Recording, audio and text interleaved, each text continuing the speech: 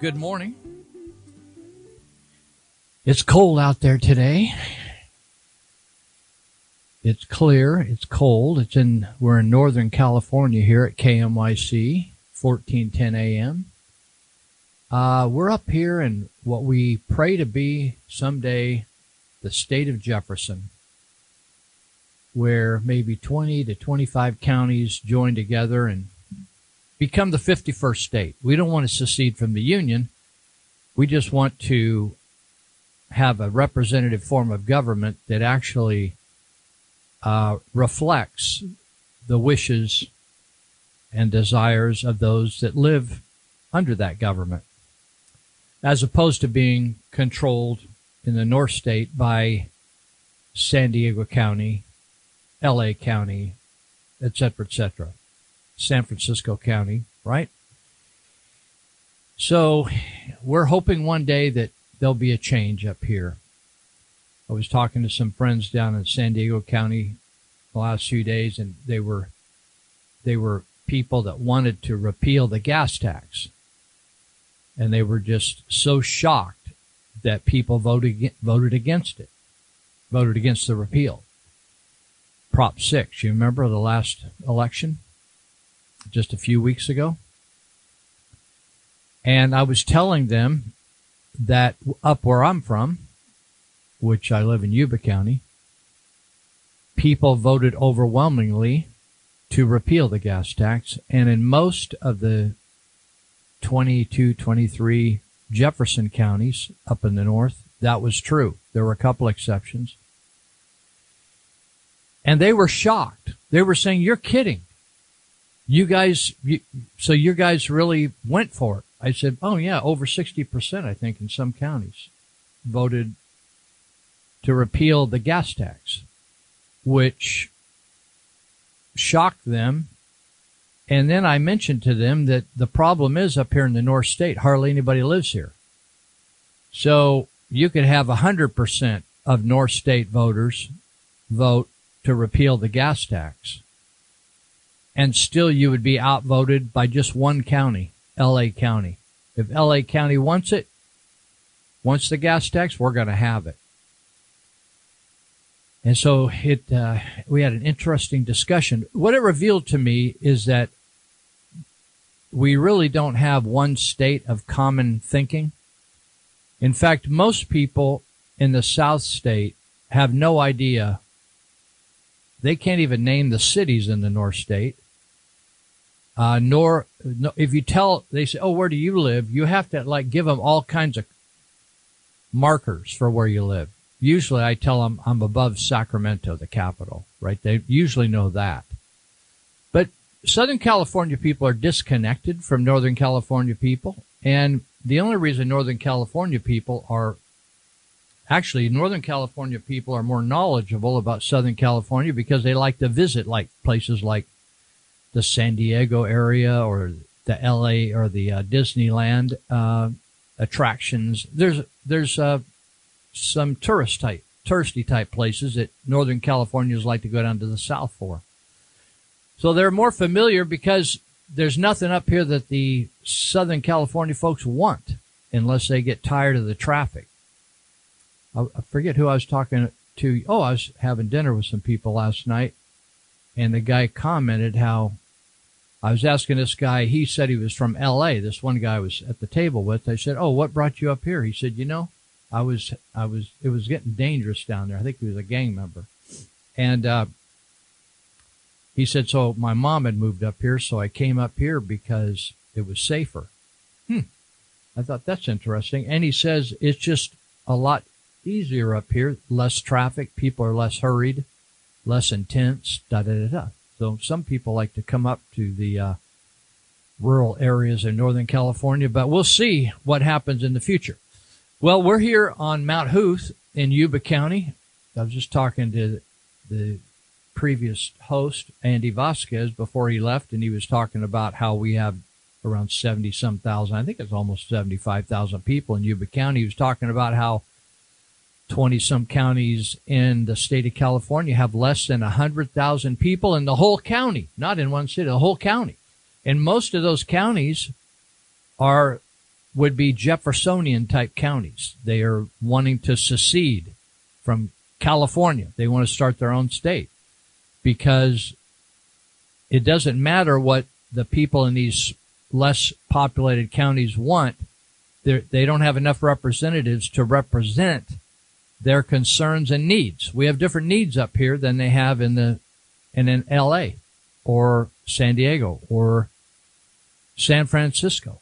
We have different needs up here and different wants, right? So we're here on Mount Huth at KMYC 1410 AM, The Patriot, and we also have a simulcast at 104.3. That's on the FM side. If you want to listen, you can listen to live stream. I'm assuming it's not working. Our live stream's not working today. So I guess they could go on a phone app, though, right, and pick it up. You think so? You're shaking your head. Thumbs up, shaking your head. So they're saying thumbs up on going to a phone app or maybe going to Google or something like that and picking up an app and catching KMYC 1410 AM. But the live stream here isn't working. Just a few things are working today. Just enough. The toilet flushed this morning. And but there's a lot of things that aren't working around here. Some light switches aren't working. It's just a little crazy. We can't, automation's not working. Things are just, we're not quite sure what we're doing week to week out here actually anymore. So if you want to call us, you can at 530-742-5555. The guy answering the phone is Wikiman or Santos. And he will take your call if you have some input on something. I was telling some people I was having dinner down in North San Diego County the other night, and we were talking about, oh, you're on the radio, and can people call in and stuff? And I said, well, yeah, but I'm on once a week, so when they call in an hour after I talked about something, I don't want to go back and redo it. So sometimes that's the case, so we don't take your call. It's a pro-choice program, so sometimes we need to abort the call, and we feel really good about it because I don't want it to quench my career here, my powerful radio career.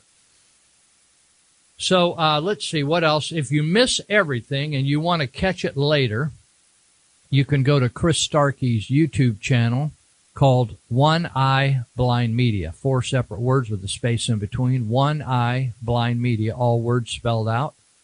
And then when you go there and come to the home page, you can look for Live with Lou and click on whatever date you want to listen. Okay?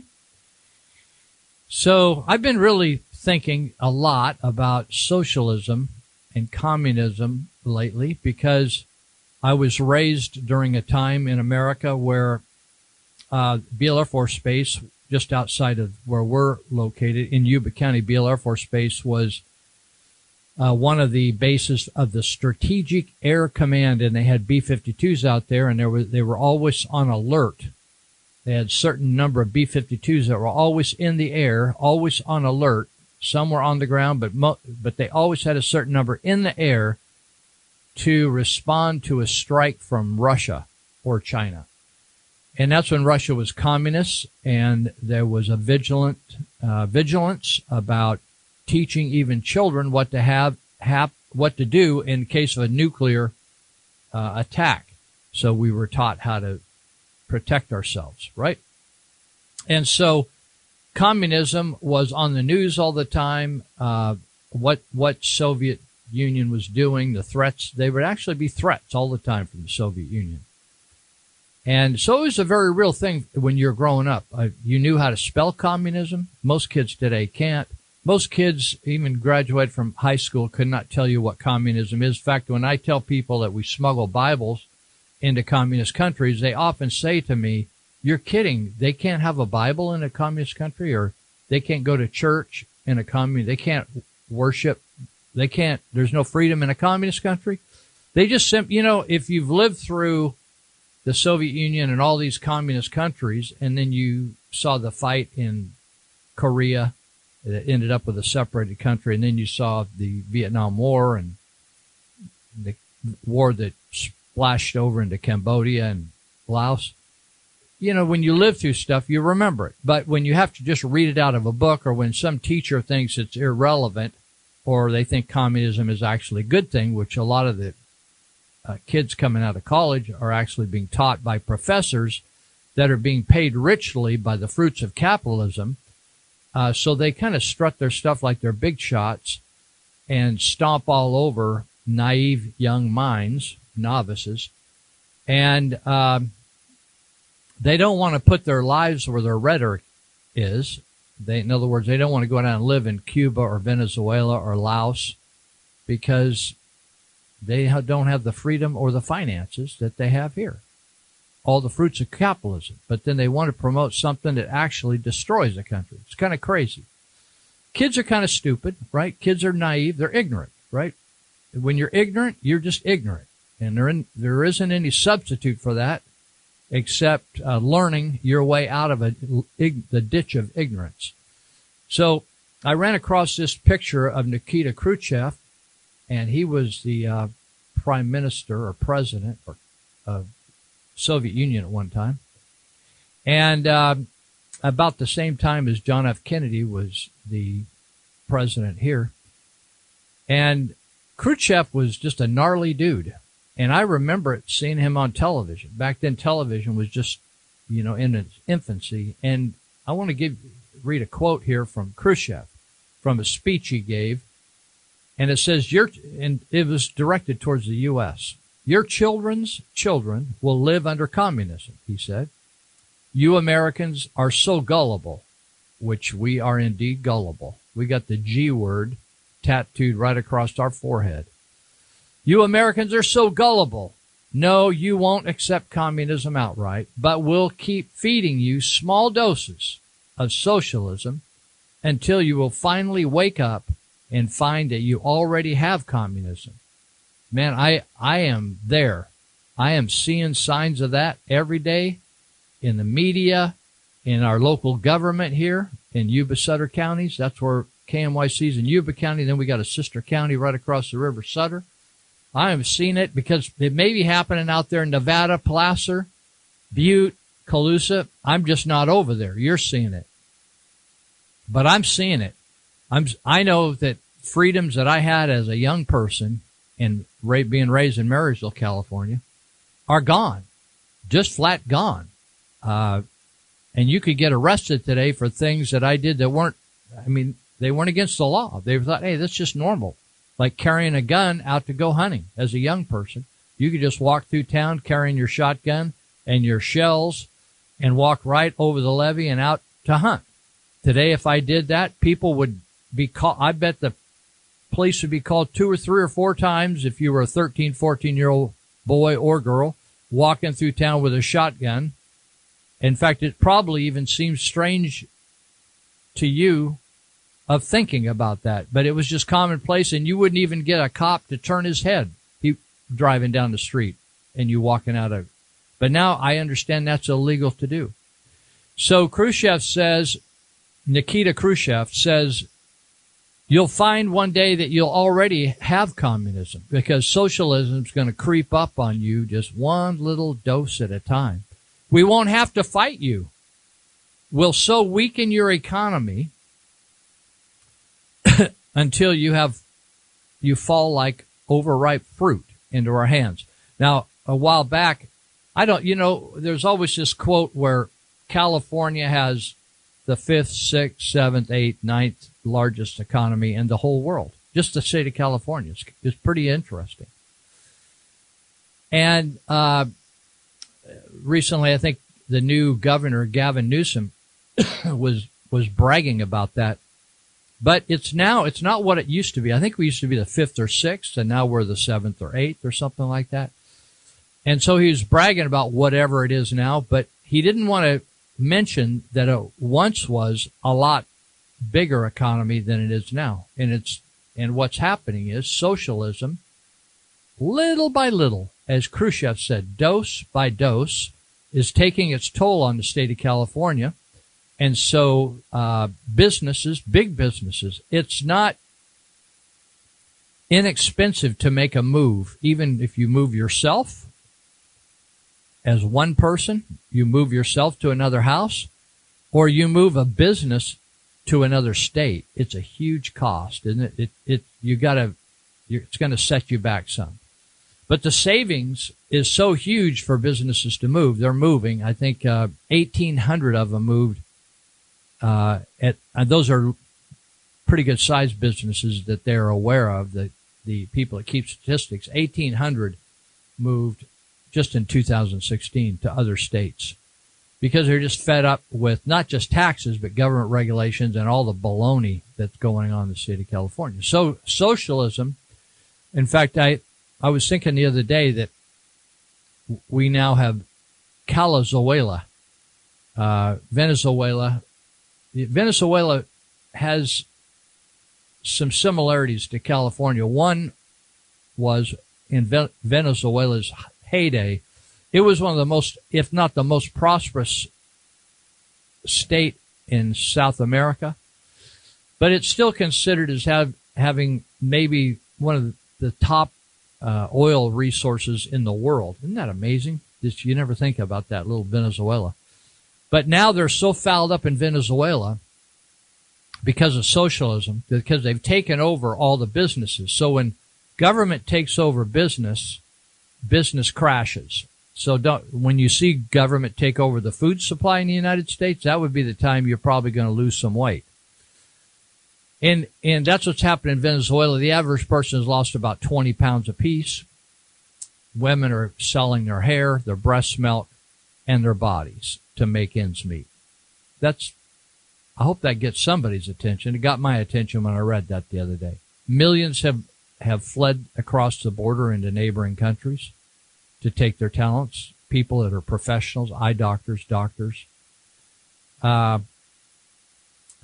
Venezuela has for years given Cuba money or given Cuba oil, and Cuba in turn has sent their doctors and medicine over to Venezuela because they can't produce a medical community.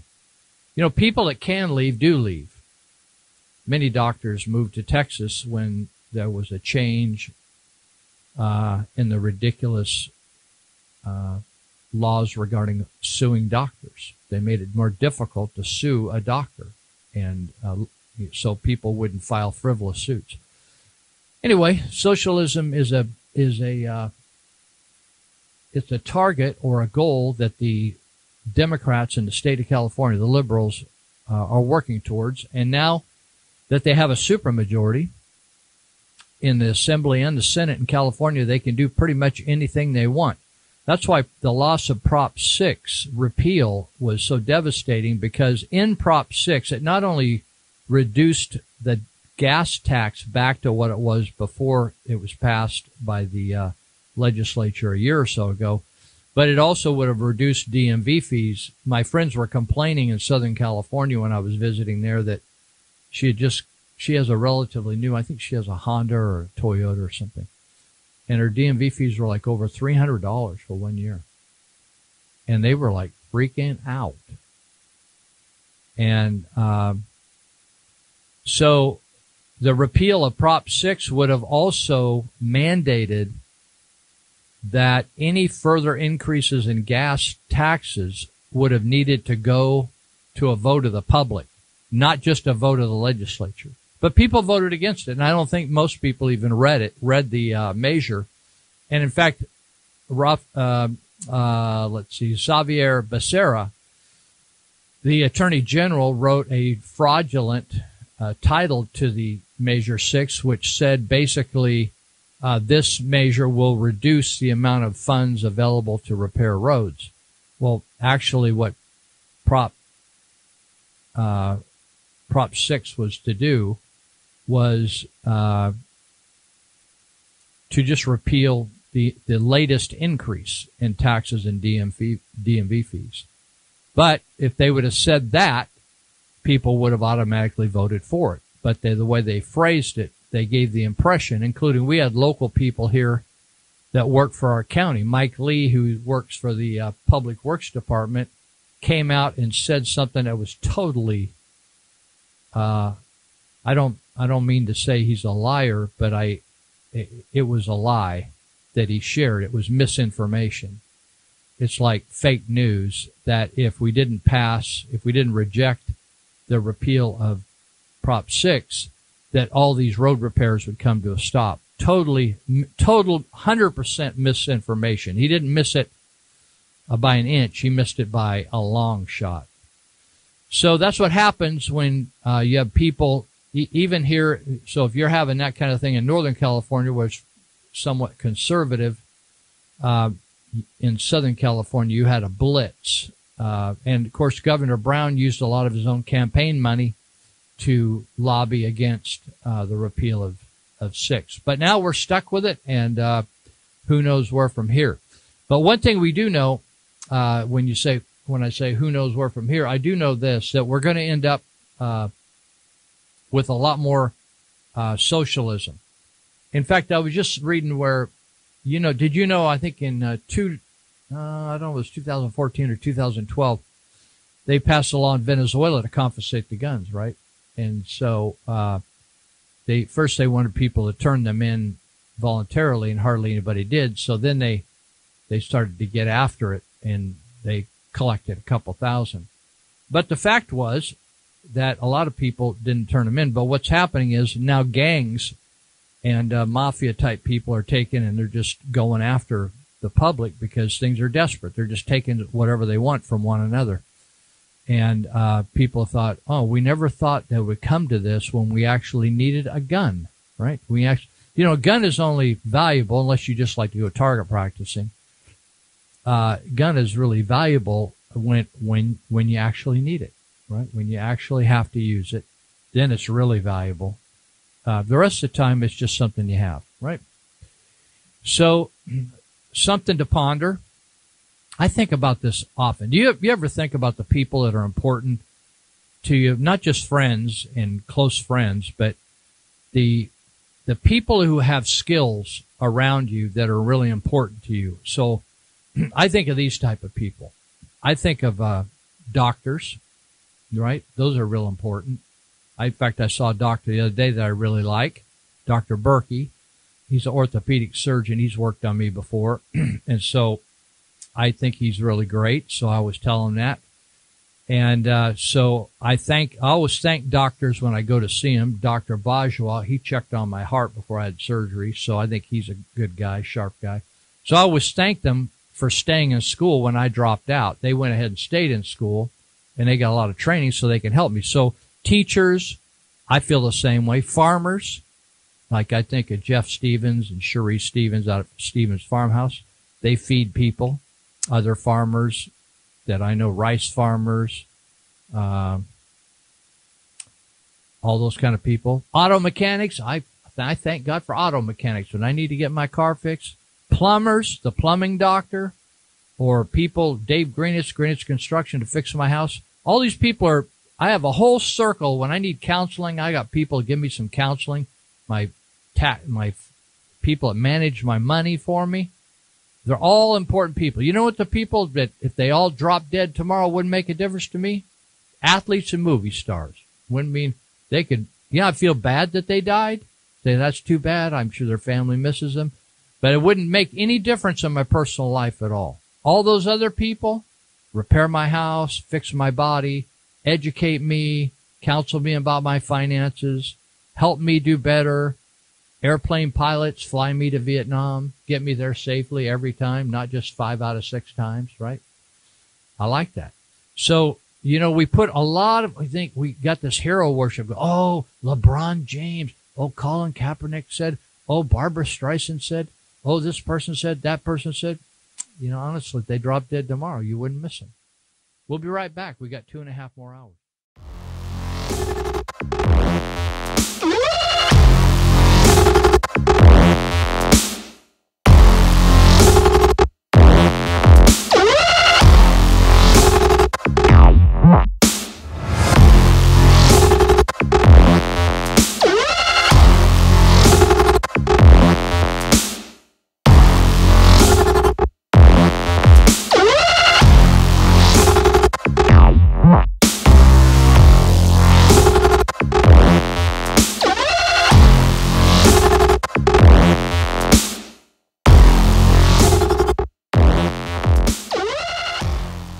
Did you know that Article 4, Section 3 of the U.S. Constitution lays out the framework for the state of Jefferson's plan to split California?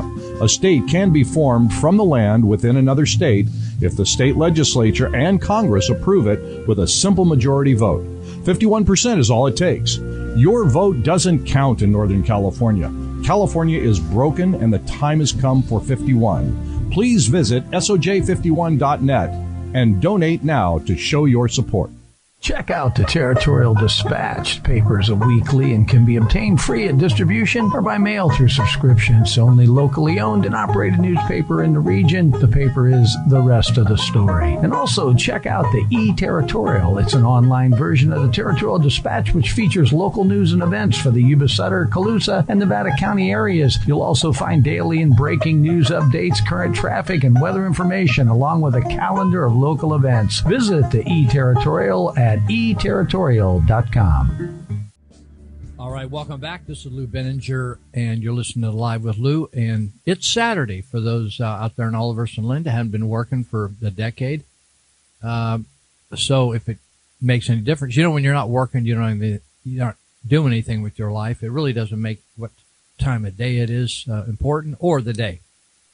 So I mentioned that in 2016. 1,800 businesses moved out or disinvested from California. I always wonder, who keeps track of all this stuff anyway? In this case, there's a business called Spectrum Location Services, and they specialize in advising businesses about the advantages and disadvantages of doing business in various locations in the world. And the firm's a leader is a guy named Joseph Vranich. And Vranich is, because his gig is to know what's shaking around the nation and in other parts of the world so he can advise businesses on what would be the best place for them to operate. He studies California public policy, and he actually has written a lot about the California High-Speed Rail project. You remember a lot of you voted for that. Did you know that the people of this state, the majority, voted to have high-speed rail? And they were promised all kinds of things. Did you know that? Do you remember what you were promised? I'm not going to go into details, but you could look it up on the internet. It covered how much it was going to cost to build, what the price of a ticket was, how fast it would go down the rail. The fact is that what Vranich found when he did research on it is that the study would literally meet, he found in his research that the high-speed rail project would not meet any of the promises made to voters, any of them. In other words, it was something I can't say on the air today. The big kahuna says, I'll get sued, or he'll get sued. But it's what we call BS. But enough people bought the BS and voted on it, and now they probably can't even remember what they were told, but it's been sucking billions of dollars out of California taxpayers' pockets. So what began as a trickle with businesses leaving the state, one was a company that maybe young people today won't be that familiar with, but when I grew up, we thought it was really cool. Was a company called Buck Knives. Everybody wanted a young guy. All us young guys, hunters, wanted a Buck knife. We thought they were the best. Right now, maybe there's a better brand nowadays. I don't know. Buck Knives started in 1905 in San Diego, and in 2005, 100 years later. Right? Amazing. They left San Diego and moved over to Idaho. And the city leaders attributed the loss to the increasingly hostile environment and attitude towards the private sector. Since then, all kinds of businesses have left. Intel invested billions in the chip manufacturing plants in Oregon instead of California. Intel is also involved here, but they, instead of expanding here, they went elsewhere. That's usually the step is that businesses will, instead of continuing to expand where they are, they'll start expanding elsewhere. Then eventually they'll move their headquarters. So Intel's manufacturing chips in Oregon, New Mexico, and Arizona. Pretty cool. They hire a lot of people and pay them a lot of money in those areas. Nestle Corporation moved its headquarters from Glendale to Virginia. Others on the list, like Waste Connections, is a big waste management corporation. Comcast, you recognize them. Campbell's Soup. Tesla, they're over in Nevada and outside of Reno. They're so big, Tesla is, that instead of driving to work, it created so much traffic down one highway that Tesla told their people to just show up at certain spots and they would pick them up in a bus. And they bus their people to work.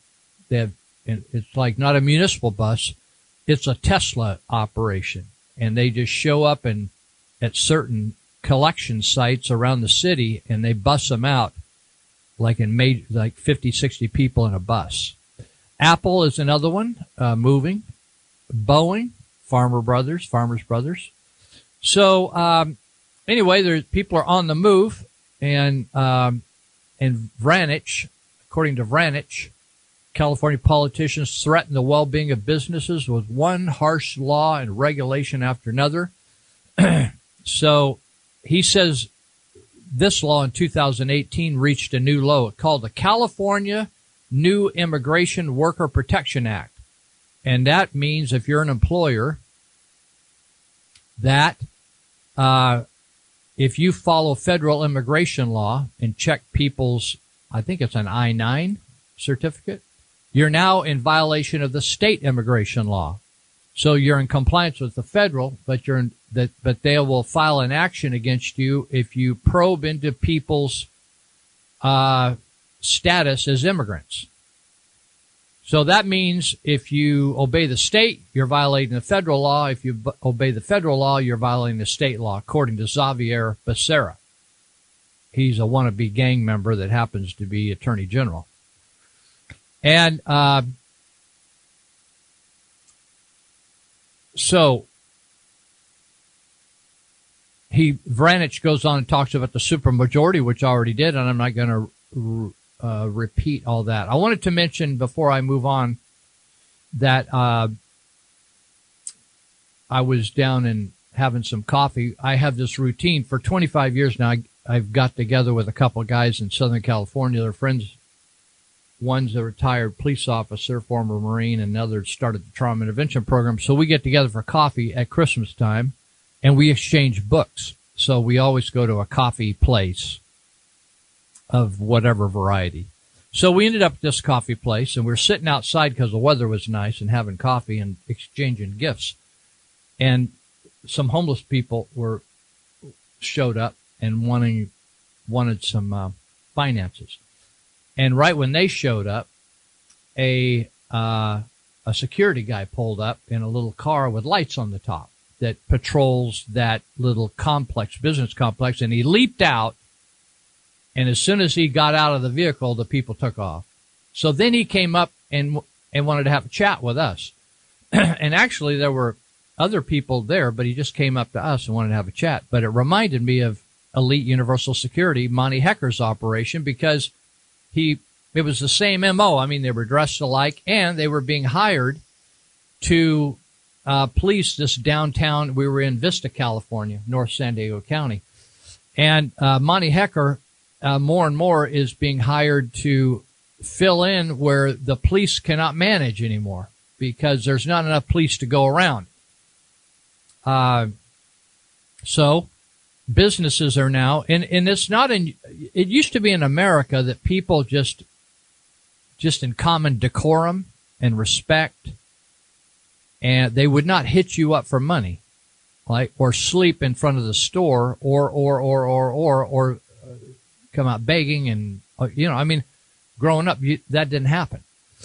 And so where you would see that go on is in third world countries where where people are really in desperate shape. Maybe they have no legs. They're sitting on the concrete in Vietnam, no legs, or they're severely handicapped and they're pushing a cart. They're in a little bicycle type affair, or they got their hand blew off with a landmine in Vietnam or something. You'll see that. But now we've actually looked more like a third world country. So now the police actually can't respond to all these. There's just not enough of them, but they can't be everywhere at once. And it doesn't matter how many you hire. There's just not enough of them. So businesses now, just like in third world countries, a lot of businesses will have a correction or a guard right at the front door of every business in many of these countries, because they like jewelry businesses or banks, or even in malls. They'll just have a security guy there or a gal. And so that's what's happening here. So our local expression of that is Elite Universal Security. You even see them over at the courthouse. But I notice all the time farmers getting stuff ripped off. In fact, I was talking to somebody the other day. I forget who it was. Somebody stole their tractor. Oh, it was a guy at Juvenile Hall. And his dad's in the earth moving business here in Yuba County, and someone stole their tractor. Just drove it off. Started it, drove it off. And he said, Lou, we went out and bought a new tractor or another tractor, and then they eventually found it. But so that happens. People steal loads of almonds, walnuts, products, whole truckloads of stuff. They'll just hook up to a truck and drive it off. So Elite Universal Security supports this program. We're thankful for it because the radio station doesn't pay us to be here. People do that like what we're doing out here. Oh, by the way, you guys that don't like what we're doing out here, did you know that you're not in a socialist country or communist? You may be forced to listen, but so far we're not there yet. So you don't have to listen. So if you, for some reason, were under the impression that you had to listen and I was making you crazy today and upset, just turn the radio off and smoke a little blunt and relax, because you don't have to be all stressed out. But Elite Universal Security will do what the police can't do for you. They'll fill in the gap. So if you need your house checked, or you need your business patrolled, or you need somebody to stand around your business area and keep people from messing with your customers. I see people, I'm over here in Marysville, downtown Marysville. It's really difficult because people go in to get their prescriptions, ladies, even late at night, and they're getting hit up and harassed. And so they just go somewhere else. Those pharmacies lose their business. Or they go in to eat over at Panda Express or stop in at the bank or something. It's unnerving for some people. To me, it's not really. I'm okay with it. I can handle it. But for some people, it's really unnerving. Particularly, I think people with young kids and they don't know how to handle the situation. Their kids are vulnerable, etc. So Elite Universal Security can solve a lot of that. Now, they've taken December off in terms of their training, but they're firing up big time in January, just around the corner, right? January 2019, and they're going to be doing a concealed weapons class on January 12th and go out to the range on January 13th, and then they're going to do the same thing over again on the 26th and 27th of January. And but there's all kinds of classes. If you go on their websites, they have a couple websites, EliteUniversalSecurity.com and API-Academy.com. And if you want to get into the guard business, you want a job, they'll help you do that. In fact, they may even hire you. I saw on Facebook they were hiring people. They were needing people up in Butte County. And so check it out. And also what I like about them is there's a difficulty in getting live scans done because law enforcement departments don't do them every day, all day, because they want to use their people more efficiently. But with the Elite Universal Security, you can go by their place or call them and just pop in there and get a live scan any time of the day. 749-0280, 749-0280. So if you have a problem where somebody's like dumping stuff on your property or dumping stuff around your business or camping behind your business, Monty Hecker's told me stories where he just figures out and solves those things. And so check it out, and we thank them for their support.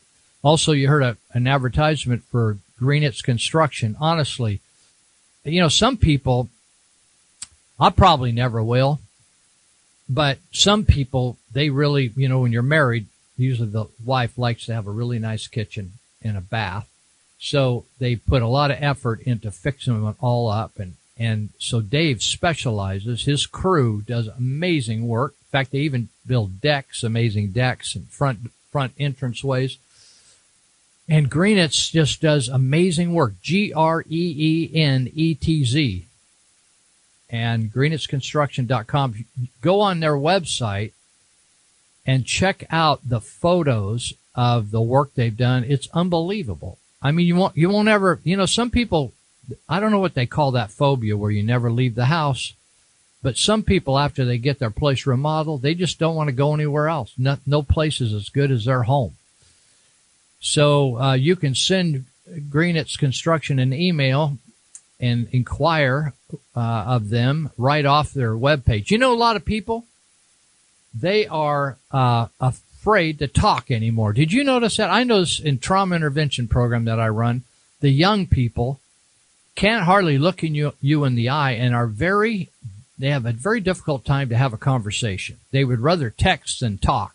Even if you're sitting right across from them at the table, they'll text you. It's actually a handicap in the young people of today. They have a very difficult time talking. So if you need to text Dave or send him an email, you can do that off his website. So there you have it. Okay. I wanted to mention this. I saw this. I have a subscription to the American Rifleman, and they have some great stories. And I want to just read a couple things here to you. Or quote a couple things. It says studies indicate that firearms, because I read the other day that a teenager, I think it was a teenage girl, shot somebody coming into her house, her parents' house, and they were going to do a home invasion, and she shot him and prevented the home invasion. So it says here that studies indicate that firearms are used more than 2 million times a year for personal protection, and that the presence of a firearm without a shot being fired prevents crime in many instances. Now that's interesting, isn't it? Just the presence of a firearm, or pulling the firearm, or pointing at somebody without even shooting them, gets their attention. Now I don't know about you, I think it would get my attention if somebody pulled a gun on me. Shooting usually can be justified only when crime constitutes an immediate, imminent threat to life, limb, or in some cases, your property. So let me just share a couple stories. And it says, when a knife-wielding man caused a Greyhound bus to crash, an armed citizen ensured an arrest. The suspect breached the secured area of the bus, that's up where the bus driver is driving, allegedly attacked the driver, and spun the steering wheel, causing the bus to go off the road. After it stopped, the assailant crawled out a window despite attempted intervention by one or more of the passengers. Outside, though, an armed bystander told the fleeing man to freeze and held him at gunpoint until the police arrived. That's out of the Denver, Colorado area. How about this? Burglars at a pawn shop, this sounds gnarly, in a Detroit suburb found out that a closed store isn't always easy pickings. The would-be thieves drove a pickup truck through the glass storefront early one morning, only to find out that an armed employee was sleeping inside the store. Thank you, Jesus. After the truck crashed through the windows, one suspect exited to start looting the store. The worker emerged and fired twice, sending the crooks scurrying off in their truck. So, here's another. This is good. There was Smith & Wesson, the title of this, Smith & Wesson spoken here. If you're new to guns, that's a type of gun or a brand of gun. That's what a sign posted at a Utah home says. In other words, you know how it says welcome here or God's on board here. People put those wooden signs or signs on their door, no solicitation, whatever. This says Smith & Wesson spoken here. That's on the home. But that didn't serve as enough of a warning to stop a bad guy from kicking down the door. Kicked down the door and took advantage of these elderly residents. So the disadvantage attributed to their age was offset. In other words, they're elderly folks and probably would have been easy mark for this invader, right? However, they had a firearm and they knew how to use the firearm. One of the residents shot the suspect a couple of times. Aren't you glad to hear this? These things just make my day. One of the residents shot the suspect a couple times, but even that wasn't enough to make him cooperate with the police, who arrived after the entry. The perpetrator stripped and confronted the law officers only to be shocked with a taser, wrestled to the ground, handcuffed. That was over in Salt Lake City, Utah. There's just one story after another. I love to read these stories because it gives me, it encourages me that people are taking action. Now, I know that older people many times have served in the military, and they know how to, or maybe they're retired police officers, right? And they know how to take care of business. So that is a good sign. Now, let's see, we're coming up to the end of this first hour. So I want to mention that I run this trauma intervention program. And so we got a few days. We're kind of trying to wrap up a fundraiser. And if you've been waiting to give some money to a nonprofit and you want to make your buck count, right, where you're not wasting a lot of money supporting a national organization or giving money to big administrative fees, you can support trauma intervention. We go out on calls where we help people when terrible things happen to them, like they wake up and their spouse is dead, or their kid gets shot, or their house burns down, or they get in a bad car accident and somebody dies, right? On and on and on and on. But we send out people. We've done it we're in our 25th year. We're almost up to 11,000 911 responses. And you can help us if you want to give towards that. We are not supported by government. This is our 25th year. We do get some support from emergency responders that like what we do. And we take pressure off emergency responders. And if you'd like to give to us, you can send us a check in the mail. That's the most effective way, because all the money, 100%, goes to us as opposed to giving through online giving. I'll give you that option as well, like GoFundMe. But tip, P.O. Box 645, Marysville, 95901. P.O. Box 645, Marysville, 95901. All your gifts are tax deductible off your income tax. Or you can go to yubasuttertip.org and you could give through that website, yubasuttertip.org, or you could go to gofundme.com /tip 2019. So all your gifts are tax deductible, and it's a great help to us. And I think we're up to $18,000. We're trying to raise up to 40. We're shooting for. But we have 18 so far. So if you want to help us, we would sure appreciate it. I'm going to, I'll start telling a story and then I'll finish it on the backside of an hour. We were out, I was contacted by some ladies that work at a attorney's office, and they were concerned about one of their coworkers whose husband had died in September.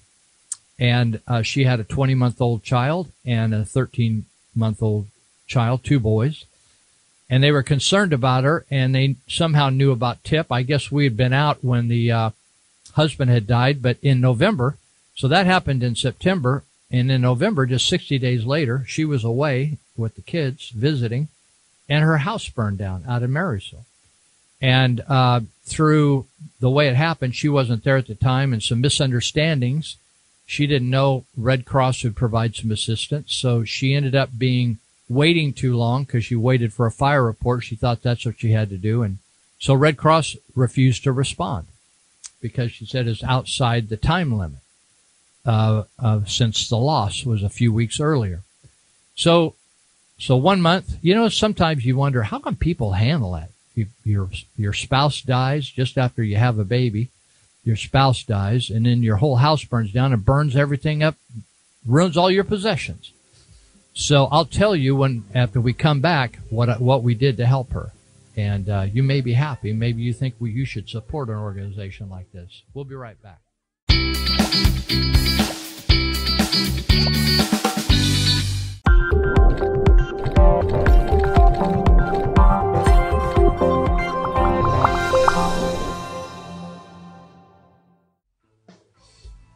Welcome back. I was talking before we broke for the commercials about trauma intervention, and I got this email just a week before Christmas, and these ladies at this attorney's office were saying, hey, is there something trauma intervention can do to help this woman? So I called her. and I said, hey, how did you guys figure out who we were? Because we don't really advertise ourselves. It's not that we won't take a call from the public, but we don't really advertise ourselves. We just work with emergency responders through the 911 system. And so she said, oh, you were out. One of your people were out when my husband died. And she said the woman was unbelievable. She was incredible. I said, really? Tell me about it. I'm interested. She said, well, she stayed all the way through the whole event. When they took my husband, the mortuary came and the coroner came and they picked him up, put him in a body bag and loaded him on the gurney and rolled him out and explained things to me, stayed while my family was there if they had any questions, and even stayed after they left to make sure she could do anything she could to help me at that time. She said she was amazing. So they remembered that you guys helped. So when I had this fire and I didn't know what to do. And when I went to finally to Red Cross 3 weeks or 3.5 weeks after the fire, because I thought I had to have a fire report and I wasn't told any different from the fire department, they refused me. So I said, oh, that's incredible what you just said right there. Because the Red Cross we've worked with Red Cross for 25 years, and usually when they come right out at the time of a fire, they'll provide housing and some funding for clothes and replacement of things lost. So before I left to go down south for Christmas, I called Red Cross locally. They referred me. They said, we can't do anything here, but you'll have to get an exception or exemption from the headquarters. I presumed I was going to end up in Washington, D.C. So I talked to someone back there, and in the meantime, I hooked a lady up with at Glad Tidings, Church of Glad Tidings in Yuba City. At the warehouse they've been supplying the Paradise Fire victims, or they call it the campfire, Paradise Fire victims, with all kinds of resources, food, hygiene supplies, clothing, new clothing, used clothing, all kinds of stuff, to help them start out over again. And so she went out there, I sent her out there, and she got lots of good stuff, and then I rounded up $300 for her. And then I hooked her up with this person back at the national headquarters of Red Cross. And so when I got back from being away, while I was away, I texted her. I said, hey, any news from Red Cross? So they gave her $350, which is great, a voucher for $350 because she moved in with her mother. She didn't need a house or an apartment or a hotel is the proper term. And they just provide that for 3 days usually. So she just merged with her mom, and so she just needed to replace stuff. So anyway, what Tip did, without Tip, she had given up on Red Cross, but we were able to just talk through the thing with Red Cross and explain that it was a fluke in the system, as they say, fluke, F-L-U-K-E, or she fell through the cracks, as some would say, and she didn't know how to advocate for herself. But she's a bright lady. She would just, I don't know how many of you have had your husband die 1 month and 60 days later lose your house and still have to care for a 13-year-old boy and a 20-month-old boy. It's challenging, I think. I've never had that happen to me. Hope it never does. But I think we need to be on board to help people in that situations. In most communities, there would be no help for that woman. Red Cross would have turned her down. She would accept their word as, hey, too late. I made a bad, lack of information, lack of knowledge, made a bad choice. I should have zigged when I zagged, and I missed it. And, of course, Tip isn't involved in many communities around the United States. So she wouldn't have gotten any other help and referrals. So she picked up around $1,000 worth of help through contacting Tip. So that's a kind of work. I mean, that's just one type of call, but Tip's out on 35 to 40 calls. Trauma intervention or Tip is out on 35 to 40 calls a month. We're the busiest nonprofit pretty much in the area in terms of like doing some heavy lifting on gnarly situations. Well, I want to move on now and talk to you about the wall.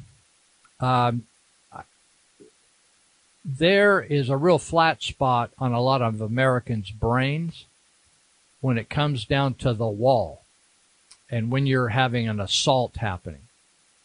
So I was talking to some people over the weekend. I was out of town, as I say, and so they, people are saying, well, do you think the wall would really work? And it's really expensive and no. And I was noticing as I drive around Marysville, which is my hometown here, and Yuba City, which is next door, and most any cities, I was just down in San Diego County, and nearly every home has a fence around it. And I wonder why. Why do we put up fences? You ever think about that? Or why do, prisons have walls and fences around them?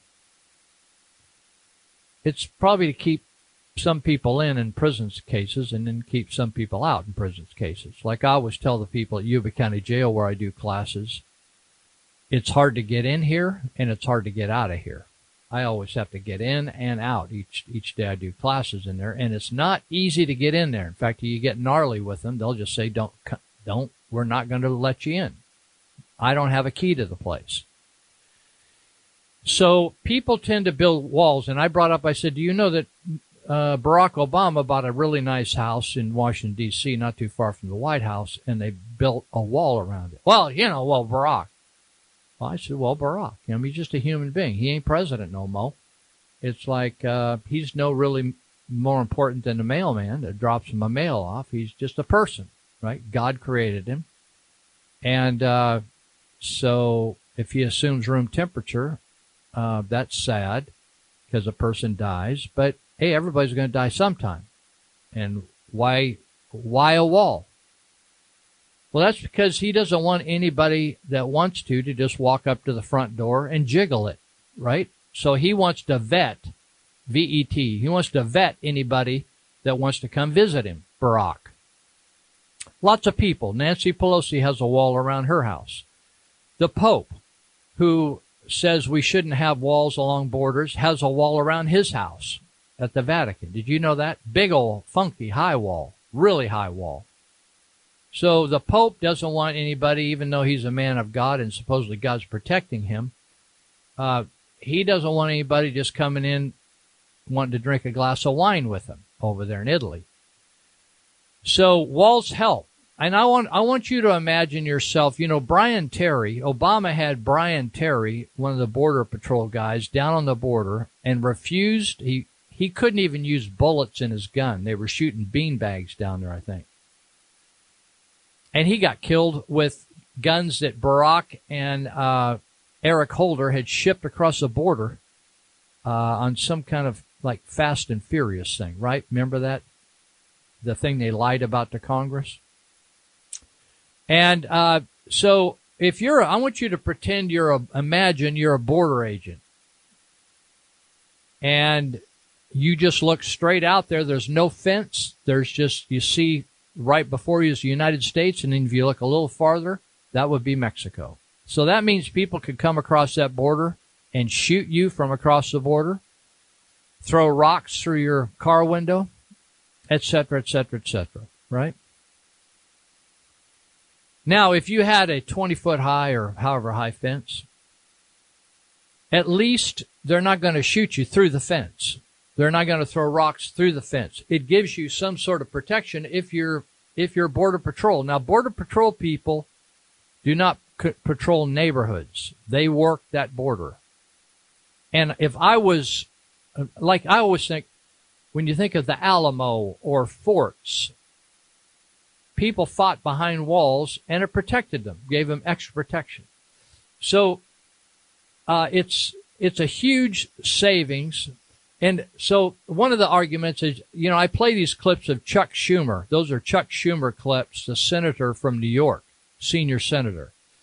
And he's such a hypocrite because there's all kinds of clips. You can Google them or get on YouTube and look at them yourself where he's advocating, along with Nancy Pelosi, along with Barack Obama, Hillary Clinton, and Bill Clinton, all these Democrats advocating strong border and wanting to give 5 or 6 exactly what Trump wants to the border, but now they just want completely open borders. And if you want to read about it, I wrote an article that's in the Territorial Dispatch this week. It'll be out this coming week, and you can read all about it. I think I called it some about border scams or whatever. But when they say, whenever politicians talk about wasting money, you know they're shoveling SHIT your way, because they waste so much money. And I'm going to give you some examples of waste. Then I'm going to talk about the tremendous cost of having illegals in this country, and we're picking up the tab on all the government's paying for them in areas that government won't even take care of its own citizens. So this is from, I believe, Rand Paul. He's a senator from Kentucky, and Rand Paul keeps track of really wasteful, stupid things that we spend in government. So one of them is studying quails who are on cocaine or donkey hunting. And or funding the Somali National Army, or tourism in Egypt, right? So I'm going to give you some examples. When you hear them throw out things where, like we just had this officer was murdered in Newman, California by an illegal alien, right? A gangbanger, basically. And now we've finally caught him, and now we'll spend hundreds of thousands of dollars to try him, because we'll provide an attorney for him, because he'll say he doesn't have any money. So when you talk about waste and wasted lives, I think a police officer posted on my Facebook, I think there's been 144 law enforcement deaths. Did you see that? This year, 144. So American taxpayers this year were forced to subsidize. When I say forced, that means you don't have any choice. They take your money and spend it as they damn well please. Like the Yuba County supervisors chose to spend, they voted to spend over $200,000 of our taxpayer money to promote Measure K, which is illegal, to do that, to take your tax money and then to lobby you with your own tax money to take more of your tax money. So, I want to give you some examples of what from the Festivus report by Rand Paul. $76 million to provide stipends to the Somali National Army. $18 million to promote tourism in Egypt. $2.4 million to study daydreaming. $1 million to support legislative priorities, not in the United States, in Libya, where they murdered some of our best military people and our ambassador, right? Remember, it was all because of that little film, according to the liars in the Obama administration. $875,000 to study the sexual habits of quails on cocaine. Now, I went quail hunting before, and I've never wondered what a quail on cocaine might be interested in. $635,000 to develop a Pashto language TV drama.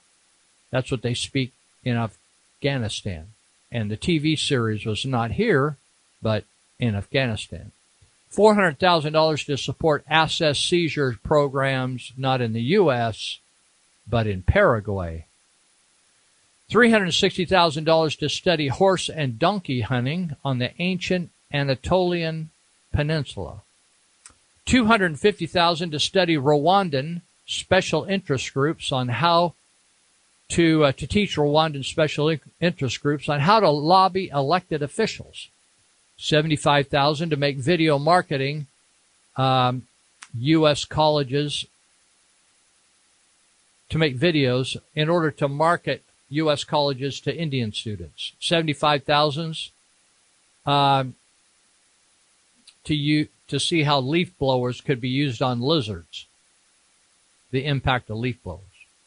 $35,000 to encourage people in the Republic of the Congo to use local resources. $15,000 to fund a fictionalized opera about Prince Harry called Stone Prince. $50,000 to create conceptualized games in India. I'm always fascinated on why we're funding projects that are going to benefit another country. $50,000 to teach female entrepreneurs in India how to vlog, VLOG. $50,000 to fund museum trips to Bosnia and Herzegovina. Well, American taxpayers, according to Rand Paul, have paid nearly $30 million since 2014 to fund the reintegration bags, gift bags, for illegal aliens. In other words, when they crash our border and we detain them and then we send them back, we give them a gift. It's like a Christmas gift. And it's loaded with all kinds of cool stuff. Coloring books, hygiene stuff, snacks, really neat stuff. So we've spent $30 million since 2014 for reintegration gift bags for illegals and their children who were sent back to their home countries. I don't know why we don't do that when we arrest crack addicts here in town. Like, why don't we do some special stuff for them? So this is fascinating. It says the cost of the U.S. aid program is yet another bill that American taxpayers are forced to subsidize on top of the annual $116 billion that illegal immigrants already cost taxpayers. In other words, this U.S. aid program, or what I told you there about those packs of school supplies, toys, clothing. On top of that, $116 billion that illegal immigrants cost taxpayers each year. This amount does not include the money stripped from Americans through wage suppression, job displacement, and rising housing costs due to mass illegal and legal immigration. Criminal illegal aliens in prison cost taxpayers $1.4 billion every year. Those are illegals that have committed a crime. I just wrote an article about this last week in the Territorial Dispatch. You can look it up, where I give a description. And I ask the question, have you ever wondered when they give you all these statistics, like how many thousand murders that came in from Honduras, El Salvador, these Central American countries, or even Mexico, how many are murderers and child molesters and criminals, gang members? Like, it's like, don't we have enough problems in the country without importing them? Why don't we import, like, the best and brightest from another country?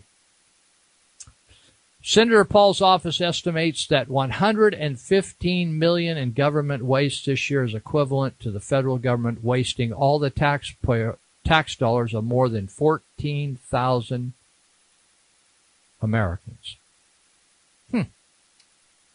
Well, then I just heard at the break, I was listening to the commercial, and it had Congressman Garamendi. I thought, this guy is so pitiful. If anybody knows of a job that, is it John Garamendi? I don't even, is it John? Anyway, Garamendi, has he ever had a regular job other than sucking on the tit of government for his whole life? Has he ever had a job that the taxpayer wasn't cutting him a check? And he has the gall. He is such a crock of crap of saying on the media what a waste of money the border wall is, when you have border agents being hit with rocks and shot and run over and killed, and you don't want to give them more protection with the wall down there? It's just like, hey, walls work.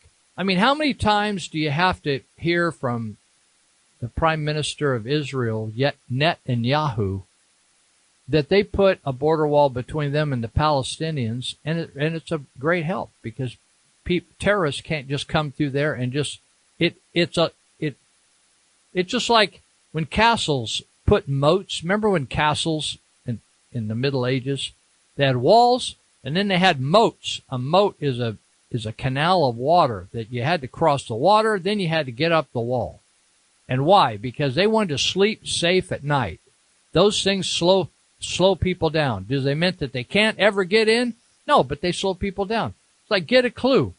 So the amount of money that we're spending, like I wrote this article, I think last week, a different article on the the border, the cost that we're spending, like we're spending for hundreds of thousands of illegals in the country right now. We have them detained. They're fighting deportation. We're spending over $100 a day just to house them in jails like Yuba County Jail. And then we transport them, in the case of Yuba County, if they got to go to court or go see their attorney, you know where we got to drive them? We have to deliver them to San Francisco. And then they spend the day down there, you feed them down there, then they bring them back. And then all their care, it's unbelievable. It is such a fantastic cost. And for senators to know that cost and stand up and lie, like, or a congressman like Garamendi, give you he just shoveling crap right down your throat. And he's a liar is what he is. And that, to building a wall is such a great deal because it's going to cut people out of tagging into free medical, free education, food stamps, welfare. Then they get in here and file taxes. And then they start claiming, like, you know, if you don't even make enough money to file and get taxes back, if you have children, you can get a child care credit. Did you know that? And get cash back. Did you know that? Normally, credits are just against whatever tax you owe. But when you file your 1040 return, if you got children, you can file a child tax credit. Well, then people claim they got all these kids that they don't have.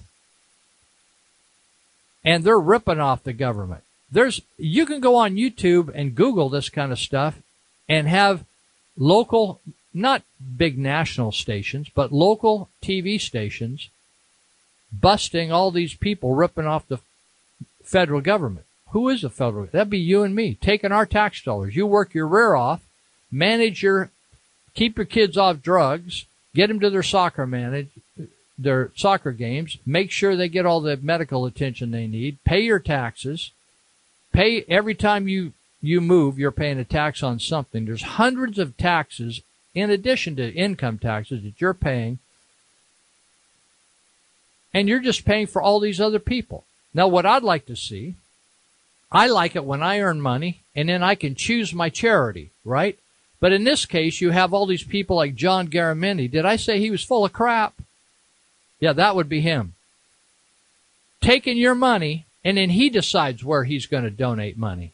Your money, not his money, his money. You remember when Bill Clinton, you guys probably don't, some of you people weren't even alive when Clinton was doing his thing.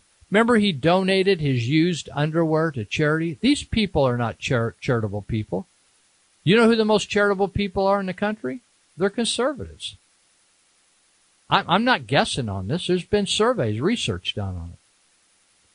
So Rand Paul is just telling you there's case after case of billions of dollars being wasted, and you can just forget all the other studying cocaine quail and their sex habits or whatever. You can skip that and just focus on the money that has been gone down a rat hole supporting illegal aliens. You think, oh, well, you know, we're a nation of immigrants. Oh, yeah. When my forefathers came here, there was no welfare, there was no free education, there was no free anything. You either when they came from Germany in the 1800s, you either made it or you went back home. There was no handouts by government. Zero. So this whole thing of, oh, well, you know, forget about it.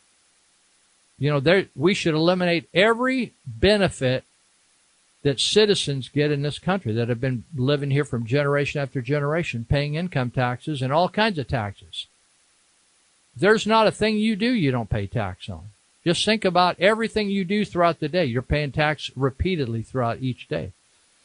And so when you put up a wall, that makes it really a lot more difficult and gives more protection. Like I was talking to a lady that used to work for the cartel. And she said, Lou, the nation, she was bringing people through the border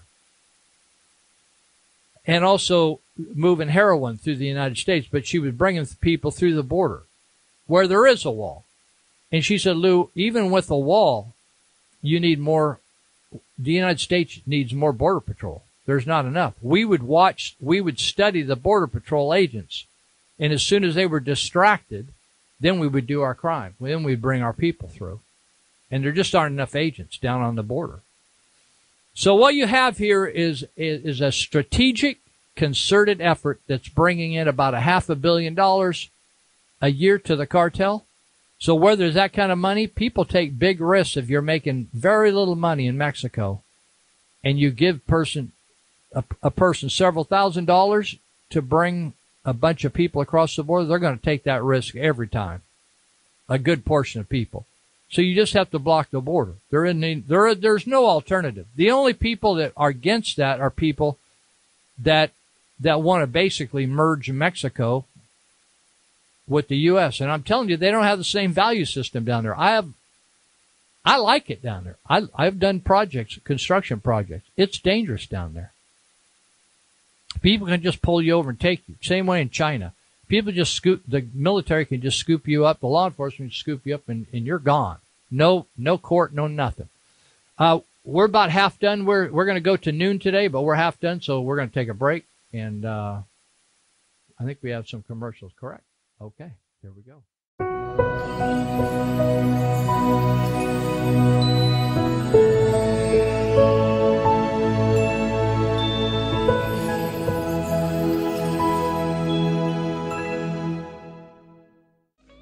All right, well, we've got another hour and a half to go, but I hope you paid attention to what he was just saying right there. You remember the Broward County Sheriff's deputy that everybody got flipped out because he watched and heard what was going down inside that school, mass shooting, heard that gunfire going off and did not go in.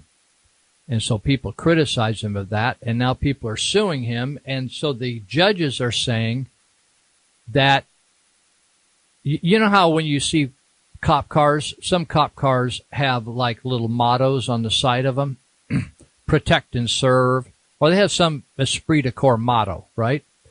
The fact is that this judge is saying that the government only has a requirement to protect and serve those that are incarcerated, right? Recently, Yuba County, any county or any city that has a jail can get sued by something that goes on inside that jail. If they give someone the wrong medicine, if they don't feed them properly, if someone dies, if something happens, whatever, they can get sued. So the government then has a responsibility to those people that are incarcerated. But what this judge was saying about the Broward County case is that the government has no responsibility to protect the citizens. Now that should get your attention, particularly when you think, oh, we need more police. We need to pay for more sheriff's deputies. But the government, if law enforcement does not protect you, you have no recourse with government, according to this judge. In other words, they may or they may not protect you, right? And if they do not, you're on your own. That's why I talk about elite universal security, because you don't have, a business can't say, hey, I don't want to pay my business license because the cops never here when I need them. There's no recourse. So they just go out and buy another level of security. In fact, in Detroit, in the areas of Detroit that people have just left, they've abandoned, and there's some businesses still out there, the cops won't even go out to those areas because they say it's too expensive to provide security out there. So businesses in Detroit have actually hired para-police organizations that are actually packing weapons to guard their warehouses and stuff. So when you think, oh, the government is here to protect me, and when we're arguing about the border, like the other day, I read that Trump said, and I totally agree with him, he said, they're not after me. They're coming after you. I'm just happen to be in the way right now, right? I just happen to be in the way right now. And that's why everybody's so pissed at Trump, because the liberals are wanting a socialist country. And I mean, let's just cut to cut out all the baloney and quit fussing over splitting hairs over legislation. The liberals want a socialist country. They like the wealth, but they don't care how we got here. They want a socialist country, and they want to stay in power. And Trump, the reason there's so much hatred towards Trump, it doesn't matter whether he does well or not for the country. They want him out. And so every day there is just a pipe full of craziness and spite that is pouring towards him. And they'll do whatever they can to take him out. It doesn't matter what he does. It just doesn't matter, because he's the only person for many, many decades that has actually stood up and called things as they are. Whether you like it or not, whether you're liberal or not. I'm okay if you're a liberal. I don't hate you. I don't dislike you. I just don't agree with wanting to do that type of government. And so I'm also in the way, in a very small way. But the issue, and I like the way Trump said, he just said, hey, they're coming after you. I just happen to be in the way. So I'm the focal point of a lot of radical folks right now. So the whole thing of a border wall, the government, basically the Democrats are saying we don't have any responsibility. So if a guy comes in and has no conscience and no hindrance to murdering someone, particularly a cop, we'll just deal with it. Like, for instance, Trump had a comment about that, I understand. I didn't listen to it, but he made a comment about it. But did you notice that Jerry Brown nor Gavin Newsom have made any public statement about this young officer being murdered? Isn't that pitiful? That's the kind of government we have in California. No expression of sympathy towards the family. No condemnation or comment about the wrongness of a person being in this country illegally. And maybe we don't even know how many times he's been here and been deported, or whether it's just been the first time he's here, or what his past has been. In fact, some people feel that the media has actually played that down or not brought it up. Now we know that there's a whole team of people that have, not only did he shoot the officer, but all kinds of people have protected him. So I want you to hold that thought. When I saw that clip about Broward County, it's interesting. All these people are so indignant. Oh, but it turns out the officer had no responsibility. No legal responsibility that you can sue over to protect those children. Isn't that interesting? I thought, oh, that was new information for me. Maybe it is for you. So, if you listen to people like Milton Friedman, who has been dead for a few years, but he was a Pulitzer Prize winning economist. I think he served at the University of Chicago for many years. His parents were Russian Jews, immigrated after my forefathers came in the 1800s, early 1800s. His came, I believe, just after the 1900, and 1903, 1904, something like that. And he said the difference between open immigration then, in other words, back in the days of Ellis Island, when you see all those people lined up with their suitcases in hand, if you could basically make it to the shores of, if you could afford to get to the shores of New York, you could get a shot at coming in the country as long as you didn't have some disease or a criminal or something. They would vet you somewhat. But there was no handouts, zero handouts. And I think that most people today have no idea of the history of immigration in this country. They say, oh, well, we're all people of immigration. And then they'll say, yeah, and then we took the country from the Indians. Well, honestly, folks, the Indians, they didn't originate here either. They came over here. They immigrated over here themselves. So if you're saying, oh, they were here first, it just all depends on how you look at it, because a lot of them killed one another. It's better off you just leave that all alone, because you're talking out the side of your neck. And so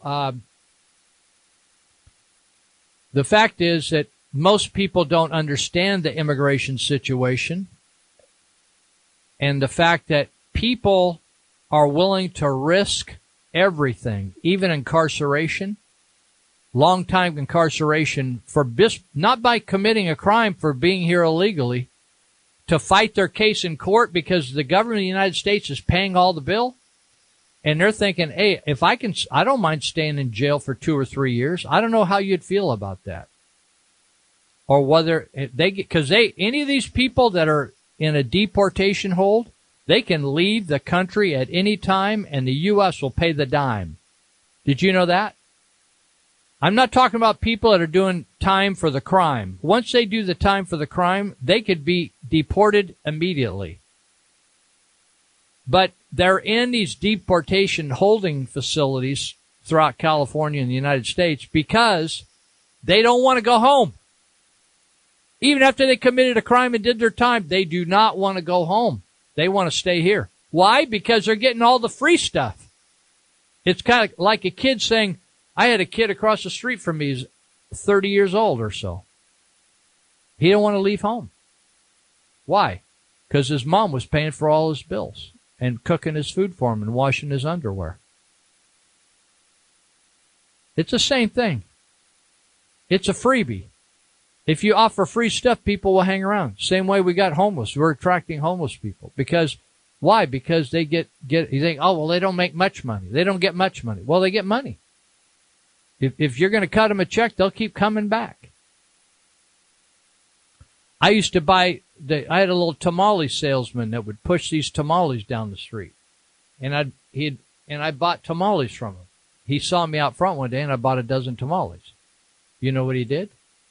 He came back. He came back in another few days and he said, you want some more tamales? And I bought some tamales. And you know what he did? Then he came back again. And he came back again. And he came back again. And he came back again. And he came back and came back. He said, why don't you buy 2 dozen? Right? I have pork and I have chicken. Right?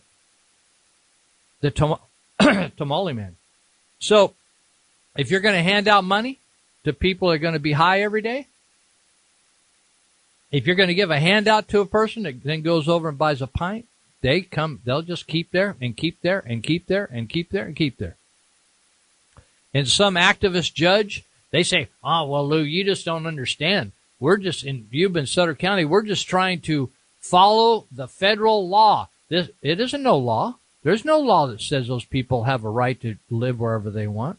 It's just an activist judge that says that, I remember, Chuck Smith, who's the public information officer of Sutter County, he thought we'd put the whole issue to rest by sending me the ruling that the federal judge said that these people that are homeless have a right to live on government property unless you provide them a place to stay. Well, we already have all kinds of places to stay.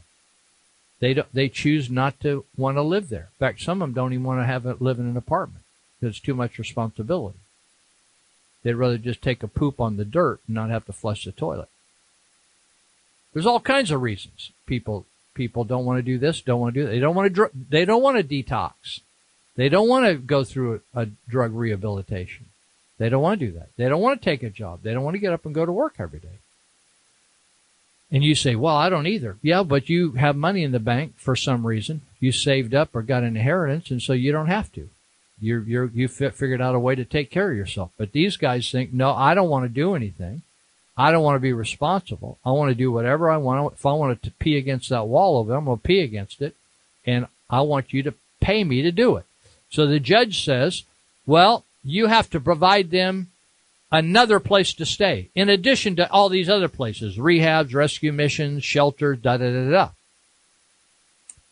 But even that other place to stay it can't be big enough to hold thousands of people, right? So it's just another option. Another hoop to jump through. It's just a total ridiculous thing. Just like the judge in the Central Valley, one judge made a decision that we could deprive all those thousands and thousands of billions of dollars worth of almonds, destroy all those orchards in the Central Valley along I-5 in order to send more water on the basis of some junk science regarding a fish.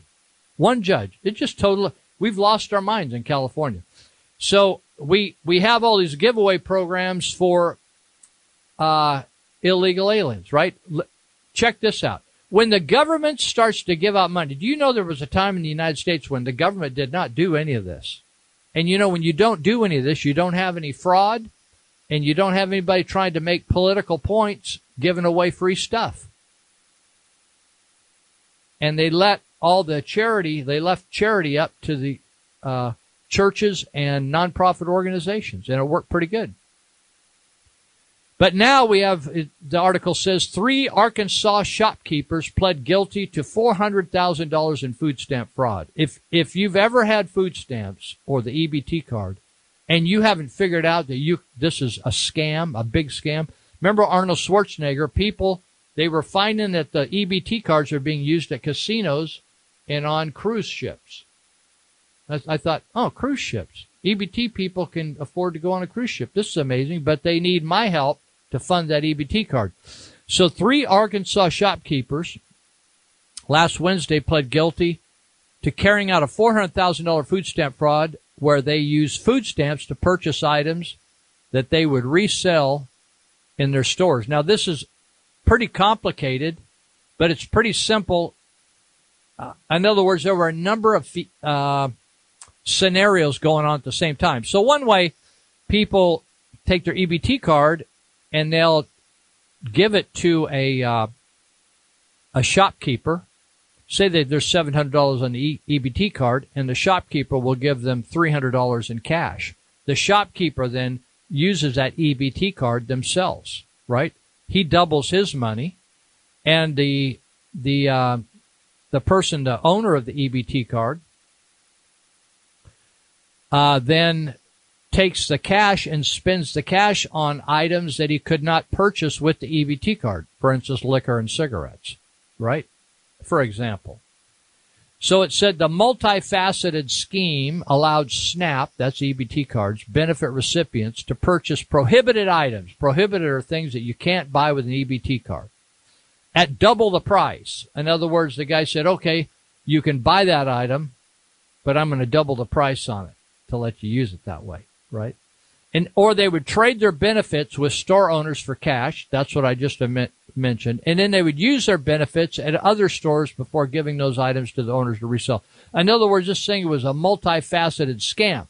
Now, these guys, this isn't Joe Smith or Harry Smotherman. This is Raja and Harry Zaman, Muslim dudes, right? And they estimated the Zaman family stole $54 million from the United States Department of Agriculture. That's who handles the food stamps, USDA, and another $345,000 from the IRS that they owed the IRS. The judge allowed the Zumans or the Zamans to go free on $5,000 bond. Now, honestly, some of my juvenile hall kids can't get a bond. And these guys are going to go until their sentencing, but had to turn in their passports and were only allowed to travel in the immediate area for business purposes. In other words, it's like white-collar crime, no big deal.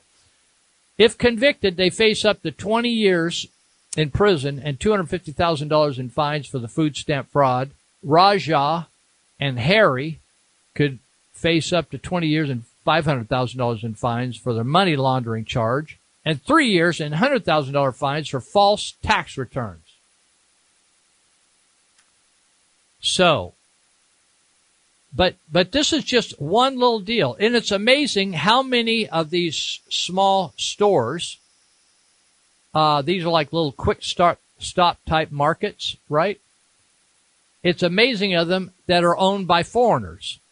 Like the 3 markets that were investigated and audited were Finney's, or the Park Mini Mart, and Grand Convenience, all in Arkansas. Now, there's whole chains of these run by Muslims, for example, that are ripping off the government. Why would they rip off? These people don't have the same value system as Americans. Now you say, oh, well, we have our own crime in America. Yeah, we do. We do. I was telling some guys I was going for a walk with the other day. I said, yeah. I said, you know, they say, oh, well, this, that, and the other thing. I said, yeah, the fact is, no matter what law we put into place, like we say, you shouldn't murder somebody, but there's always a small percentage of people that are interested in killing somebody. Shouldn't steal. There's always somebody that's going to go in and steal something, right? But not everybody does. In general, in America, people are fairly much law-abiding citizens. Cops, criminologists tell me that about 2% of the population commit about 90-some% of the crime, right? Generally, people are pretty honest, right? But in other countries, that ain't the same. Like I was telling somebody while I was down south, when I've been in vehicle crashes in foreign countries, if I were on a bus, the bus driver always flees. They don't stick around to fill out any report or show their license or take a breath analyzer test, right? They just flee. The Chinese guy ran. In Mexico, same. You get in a crash down there, the person's going to run, right? Same way here. The guy that just ran over my friend on North Beale Road from jail. Guy was walking down the road in the middle of the night, and a guy ran off the road and ran right over the top of her, killed her. And he sped into Marysville, didn't stop. But through identification and stuff, people saw the vehicle, they reported it, and they caught him over in Marysville. But he just ran, right? He's a foreign guy. So another case similar to this, a Georgia store owner and 10 of his customers pled guilty to food stamp fraud nearly two weeks ago for a scheme where customers had traded food stamp benefits for cash. So what they're doing is these store owners, that's why they love to take food stamps, because people, they buy. Have you ever gone into these quick stop markets or whatever you call them? Whatever, they're quickie markets. They charge a lot more there, right? They charge a lot more there. So they want those food stamps because they're making a lot more than if you go to a big grocery store. Well, a lot of these folks, they're going to these markets because in the middle of the night, that's what's open. And then if they get to know a guy, they'll say, hey, I want to buy a bottle. How much can I work you a deal? Or I want to buy some smokes.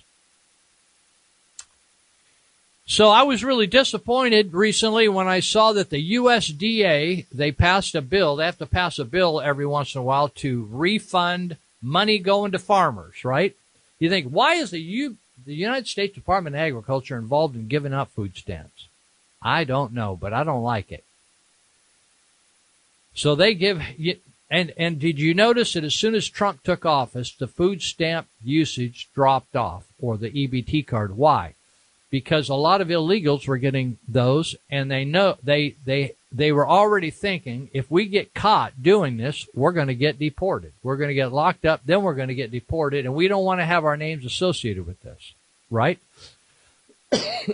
So I just saw this week that the Trump administration is discussing if illegals that are fighting deportation or people that were here legally that aren't citizens but are here that are here legally, they have a reason to be here, they got a permit, they have a visa, but they commit a crime. When we look into their background, if they've been collecting welfare, food stamps, Section 8 housing, we're going to use that against them on whether to keep them. In other words, they're not supporting themselves. They've been here for 4, 5, 6 years. In fact, I met a gal the other day at the Yuba County Jail. She's from El Salvador. She can't speak English. She can't write English. I didn't feel bad about that because I can't speak Spanish, nor can I write Spanish. I speak a little bit, and I could write a little bit. So I thought, well, she knows her native language. So she can't do English, I can't do Spanish. But then the ladies told me, the other Spanish-speaking ladies there, they're literate in 2 languages. They said, Lou, she not only can't do English, she can't do Spanish either. She speaks Spanish, but she cannot write it nor read it. So here we have a lady from El Salvador that came here illegally. I liked her. She's a nice person. But she's here illegally. Now, how far do you think she's going to get in work? She can't speak English. She can't read English. She can't read Spanish or write Spanish. She can speak Spanish. She's been here for 7 years. Who do you think's been picking up her tab? And she has 4 kids. Now, I want you to think how much the cost is of a woman with 4 children in our public education system, and then free medical, right, etc. You just go on. She lives in San Francisco, a sanctuary city. So you think they're ever going to exit her out from that city if she gets in trouble? So the reason she's in Yuba County Jail is that El Salvador contacted the United States government, said, we think she committed a crime down here in El Salvador. We want her back. So somehow she ended up in the Yuba County Jail on a deportation hold. She didn't commit a crime in the U.S. She committed a crime supposedly in El Salvador. That could be completely wrong. But I want you to just think about this. Multiply that lady times 1 million, 2 million, 3 million, 4 million people that are here illegally, just walking through that southern border. Think about it. It can be stopped, but it's going to have to be stopped by somebody that actually is packing a set of Spaldings, because the rest of these politicians are worthless. We're going to take a break, and we're going to do one more hour, and then we got some sports guys that start clawing at the glass here, wanting to take my spot about 5 to noon. So we'll be right back.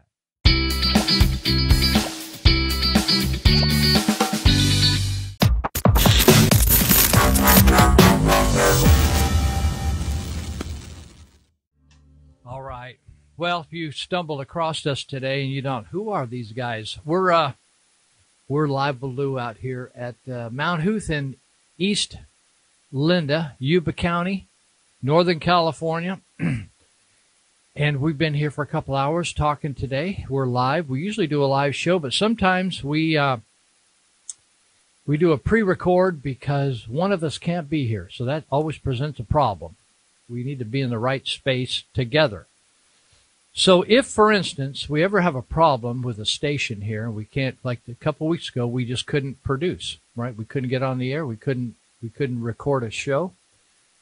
So if we disappear, check in at One Eye Blind Media. Chris Starkey says we could go ahead and do a show somehow with him, and we'll just put a show on there. I don't know whether I'll do that. Would be willing to do that for the long haul. I don't think there's enough listenership on a YouTube or some of these internet places, but we might try that as an alternative if we can't pre-record here. We got some problems with equipment out here, and they don't seem to be getting fixed. And so there's going to be a time when one of us, in fact, in the next couple months, I got to do a tip training. I got to do 2 tip trainings, and that means I'm going to be gone for a Saturday in each month. And that means we have to pre-record. So if we can't pre-record here, we ain't going to be able to do a show here anymore. So that's just a thought. But we may try to do it and do it through Chris Starkey at One Eye Blind Media and just show it. It would be a different type of show because we can't roll some of the clips that we do because YouTube has certain restrictions for copyright issues, which we follow. Chris follows. I don't even understand them. I don't know much. So anyway, that's that. So if something happens, we're having some difficulties. Things are going okay today, but there are some equipment out here that failed, and they're not replacing it. So we don't know where we're going to head. But just something to think about if all of a sudden, because people start complaining to me, I don't have anything to do with the station, except we broadcast out here. But other than that, there's nothing I can do to fix anything. So calling me, sometimes people call me because they think, I don't know that something's screwed up. Usually I do. So anyway, that's that. I wanted to continue talking about welfare benefits. I don't think people realize how many billions of dollars are going to people that don't even belong in this country. And recently, the U.S. Department of Agriculture handles a lot of programs. Some of them are welfare for farmers, subsidies to farmers that I don't agree with. If we're against, I'm against government bailing people out.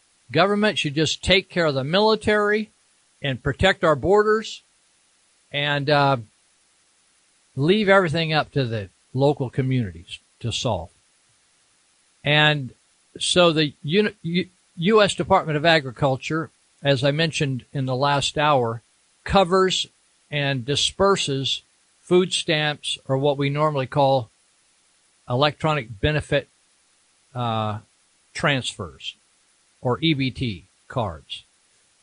So it used to be, I think, WIC, maybe the WIC, the Women, Infant, and Children's program, federal program, they still use these paper things they tear off and give to the clerks at stores, but now the cards are more prevalent.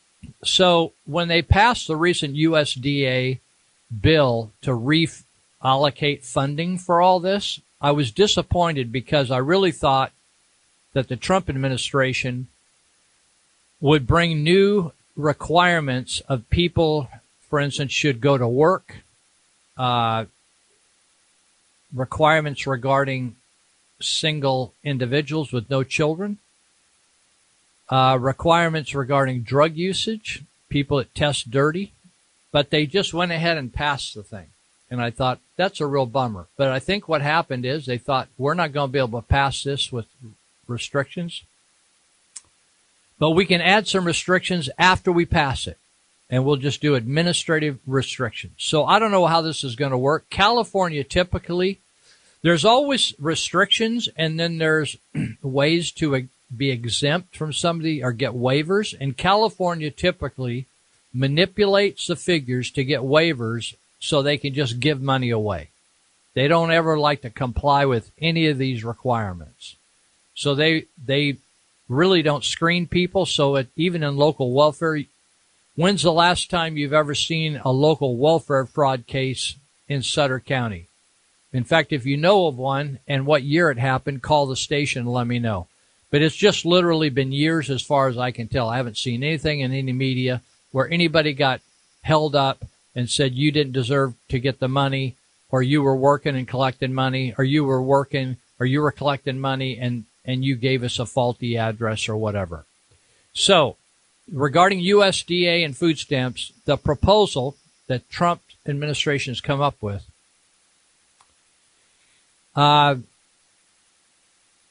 so the proposal is that there would be stricter work requirements or tighter eligibility criteria for the Supplemental Nutrition Assistance Program, formerly known SNAP, or food stamps. Okay? Now, there's a term, and I'm trying to look, it's called able-bodied adults without dependents, or ABAWD, ABAWD, able-bodied adults without dependents. So USDA's proposal targets a group of these folks called able-bodied adults without dependents. That just means somebody doesn't have family, aged 18 to 49. That's the group they're targeting. They want to look at these people who are collecting food stamps, 18 to 49. In other words, people ought to be healthy and working during their 18th to 49th year. After 49, people are getting a little crotchety and maybe can't work as well, so they maybe have physical disabilities, etc., or diseased, right? So people, adult, able-bodied folks without dependents, 18 to 49, who are not disabled or caring for children or other dependents. That's a lot of exceptions, right?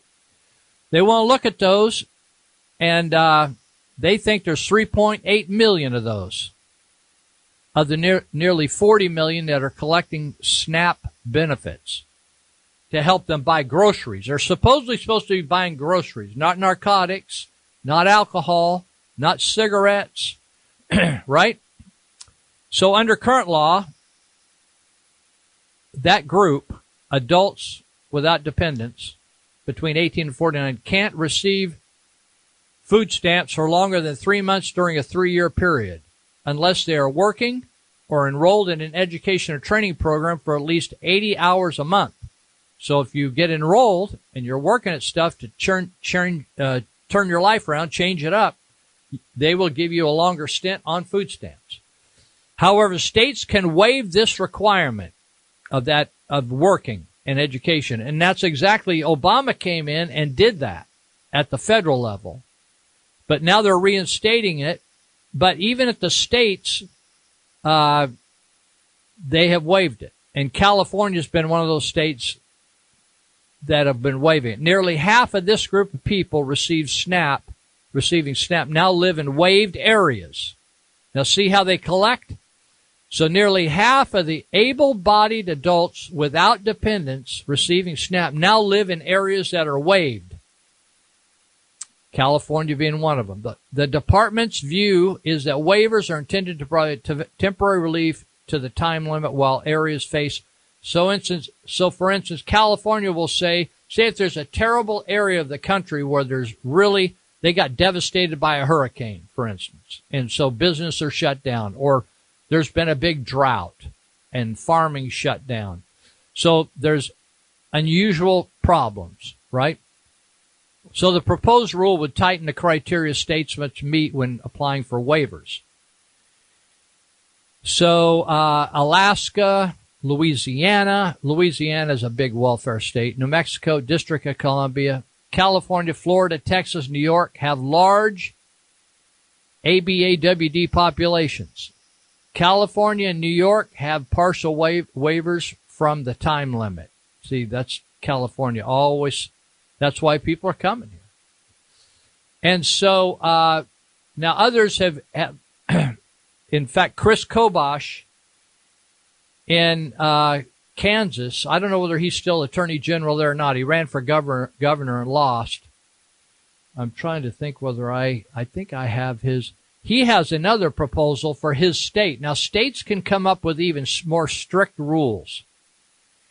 And Chris Kobosh, in fact, this has been endorsed by President Trump, laid out his welfare reform idea, which includes saving Kansas taxpayers money by requiring able-bodied Medicaid beneficiaries. Medicaid is a medical insurance policy for the poor, basically. It would require able-bodied Medicaid beneficiaries to work no less than 30 hours a week to get those benefits. So you think, people shouldn't have to work if they don't want to. Well, they're not asking anybody to work if they only have one leg, right? Or they're schizophrenic, right? They're talking about able-bodied people. I don't know why a one-legged person couldn't work. I think if I lost both my legs, I could still find something to do and make a living. So that's that. The plan will also require drug testing for SNAP recipients. Now that's something that's going to get some attention because they're putting a new requirement. And for Medicaid users. So if you're a doper, you're not going to be able to collect Medicaid. Now, I know in California, man, that would be a big problem because a lot of Medicaid users are dopers. So Kobosh says it's time to move people off welfare and into jobs. He's like, somehow in America, do you have a trouble with that people would just get a job? You know, that was like the norm when my parents were growing up. People just worked. They worked, they went out and bought groceries, and they fed themselves. Then they went to work the next day. And then they did the same thing the next day. But this welfare thing, somehow, if you feel like somehow we're doing something wrong by requiring this of welfare, that means that you now have been smitten with the virus called entitlement mentality. You've got it. You've got it in there bugging you somehow. So it says able-bodied food stamp recipients and TANF recipients, that's temporary. See, the dynamic word here is temporary assistance. TANF, that was a new program brought in under the Clinton administration to take care of just welfare where you could be on it for generations. So it was temporary assistance for needy families. And they had to be needy. So if you're just a drug addict, and that's why you were needy, you shouldn't qualify. So able-bodied food stamp recipients and TANF users in the state would also need to start working 30 hours a week. What's wrong with that? We have a shortage of public works employees in Marysville, where I live. The other day, they were out trimming some trees, and they cut down 2 funky, diseased, and dead trees that I've been staring at and whining about for years and asking city council people. I said, if you don't want to ever, you can't have any money to plant a tree, why don't you just cut down the dead tree? That would at least, eliminating a dead tree is better than having, if you can't have a good tree, at least cut down the funky stuff, right? So, why couldn't we have people helping clean up the city? Pick up all the garbage and the leaves, clean up parks, help with loading brush into trucks that they cut down from dead old widow makers along the street. So Kobosh wants people to work 30 hours a week rather than 20 hours a week that they're already currently requiring. Well, we don't even require anything in California that I know of and enforce it. We just got waiver after waiver. You just come in and just say, I do, and they give you money. Now, I ask in my article, I don't know whether it's this week that's coming up or the last week, I wrote 2 articles in a row dealing with illegals. And I'm amazed how passive Americans are. It's one thing for somebody to be here illegally and they're working and they're supporting themselves, and maybe they're collecting even aid, right? They're double dipping. They're collecting aid and they're getting paid cash, right? But then when they molest your daughter, like I don't know how many of you have ever had your daughter molested. I don't think that would wash well with most people, having your child molested or raped. I'm fascinated with how many rapists and molesters and murderers and abusers, men that abuse women, there are coming through the border. It just seems like there's a high percentage of these folks. You know, the way the media, CNN portrays it, they're all children and wonderful mothers that are coming through.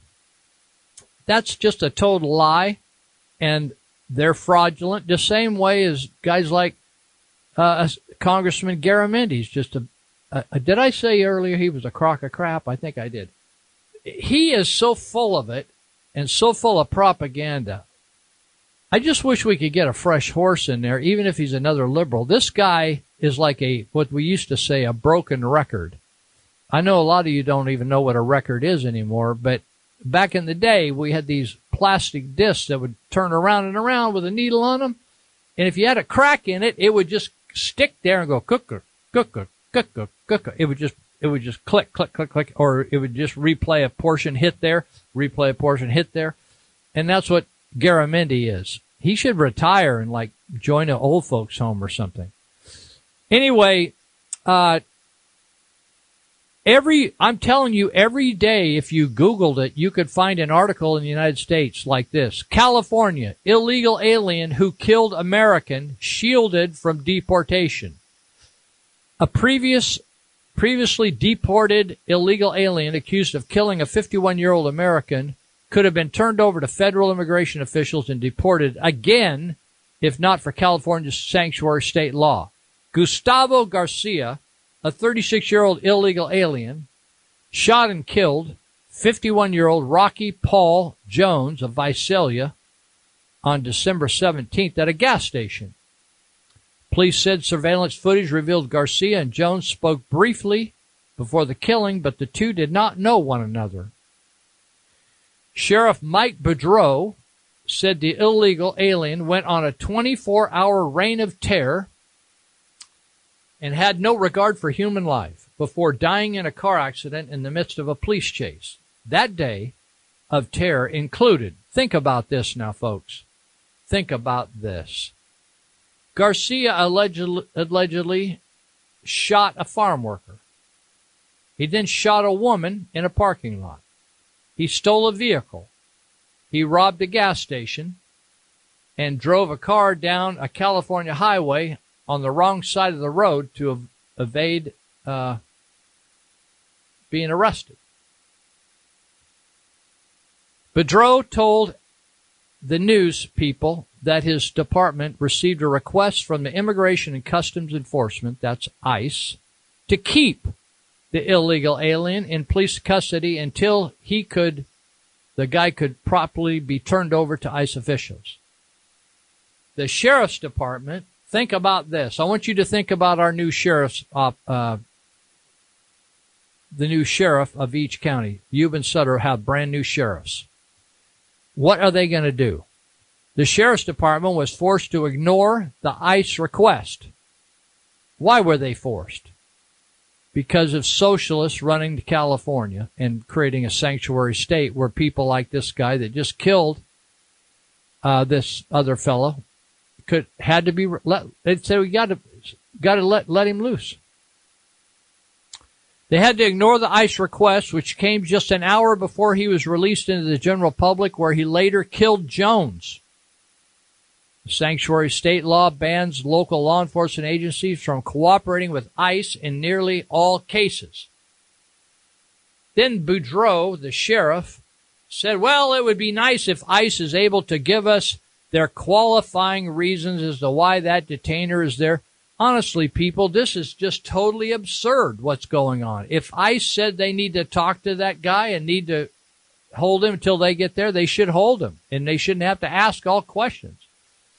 If Garcia had been turned over, that's the perpetrator, the guy that killed the other guy and shot a woman and did all kinds of things. If Garcia had been turned over to ICE rather than released from police custody, as the state sanctuary law requires, he would have been detained and deported by federal immigration officials for the second time.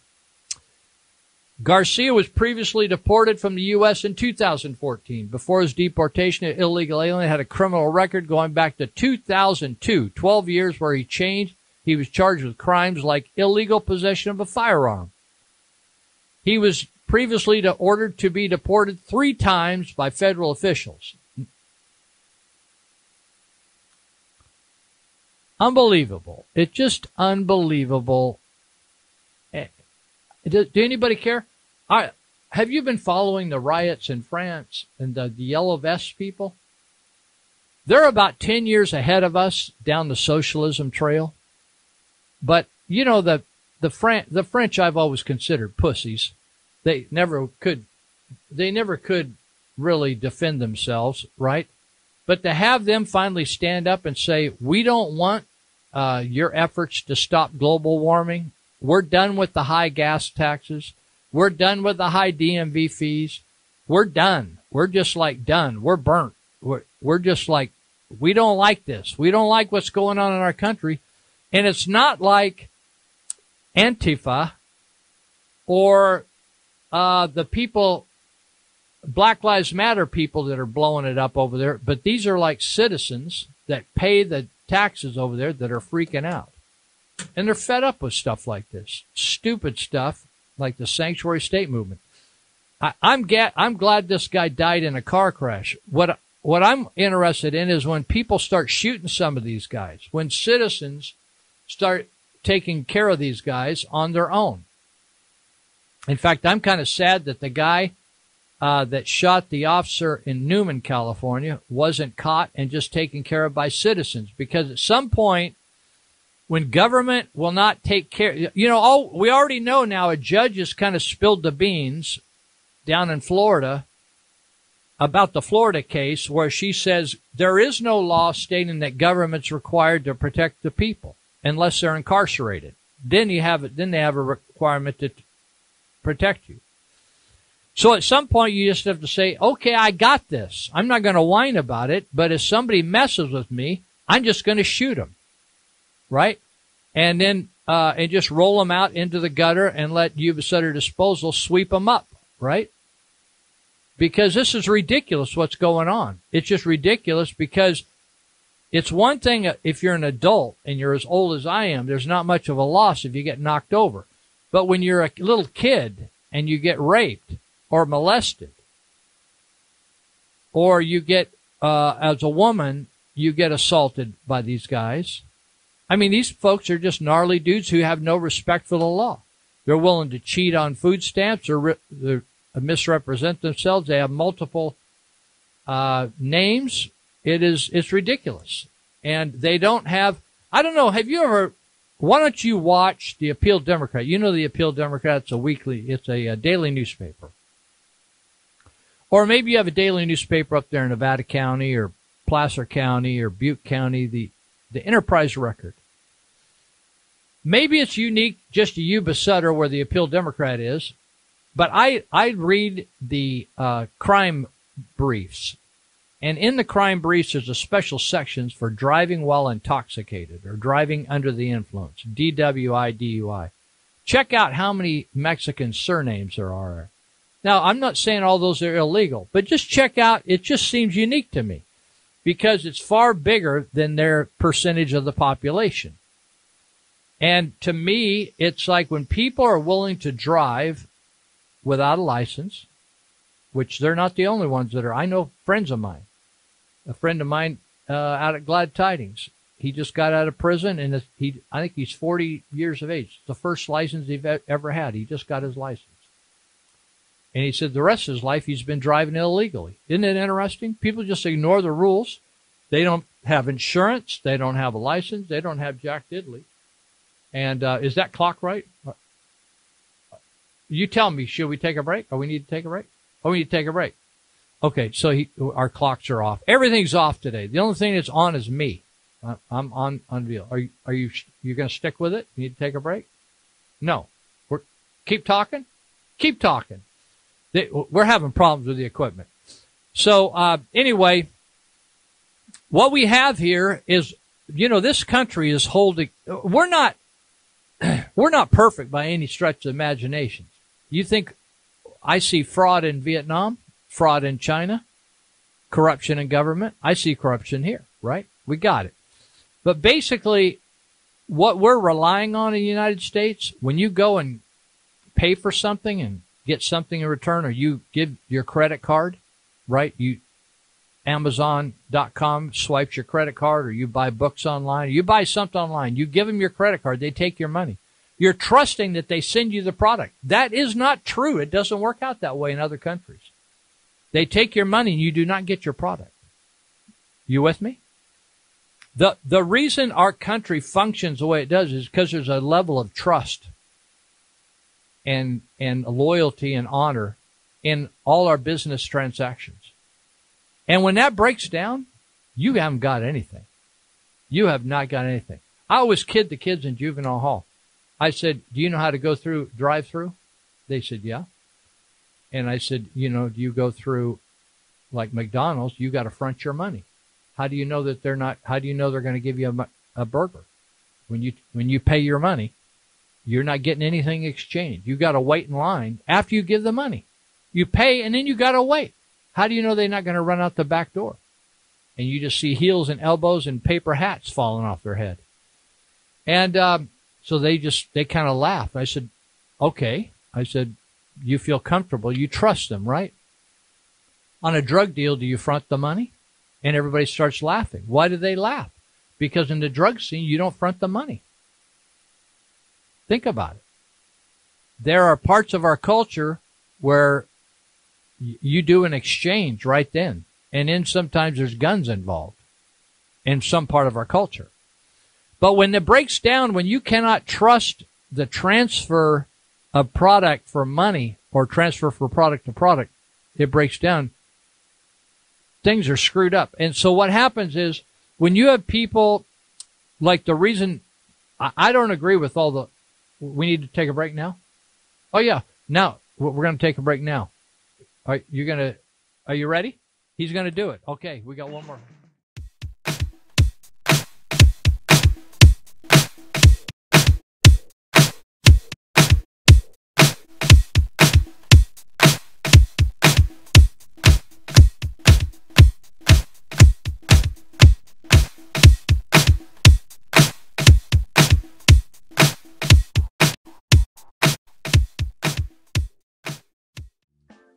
All right, Lou Benninger here. We got a few minutes to go here till noon, and then we have a sports talk show coming in. And you just heard a commercial there for trauma intervention. I wanted to say that if you're interested in being involved in trauma intervention or TIP, and you live in the Yuba Sutter counties area, the reason I say that is if you live outside the area, you can't make the response time that is required of us. So we're not anti-Placer County or Sacramento County or any other county. It's just you got to be inside our area to get to the scene quick enough, according to our emergency response requests.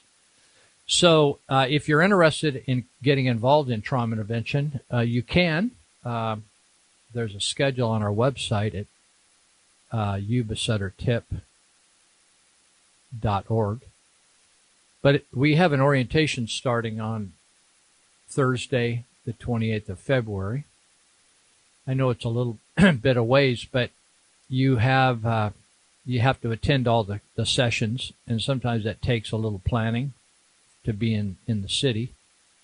We train in Yuba City, but it takes some planning and maybe switching shifts with somebody if you have a certain shift that gets in the way of work. But we train over a 2-week period. It's not every day for 2 weeks, but over a 2-week period, we do about 35 hours of class session, and then some ride-alongs with law enforcement and fire, and then an observation and orientation time at the Adventist Hospital in Marysville. So, but if you'd like to get involved, and what I always say is if you have a cool head and warm heart, and you want to make a difference on emergency scenes, TIP might be a place for you to serve. We ask people to be trained and then be available for 3 12-hour shifts a month.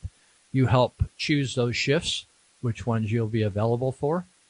And then you just simply have to stay in the area during that 12 hours and be willing and able to respond at a phone call to a scene, a house, or the hospital to provide emotional and practical support to somebody going through the worst day of their life.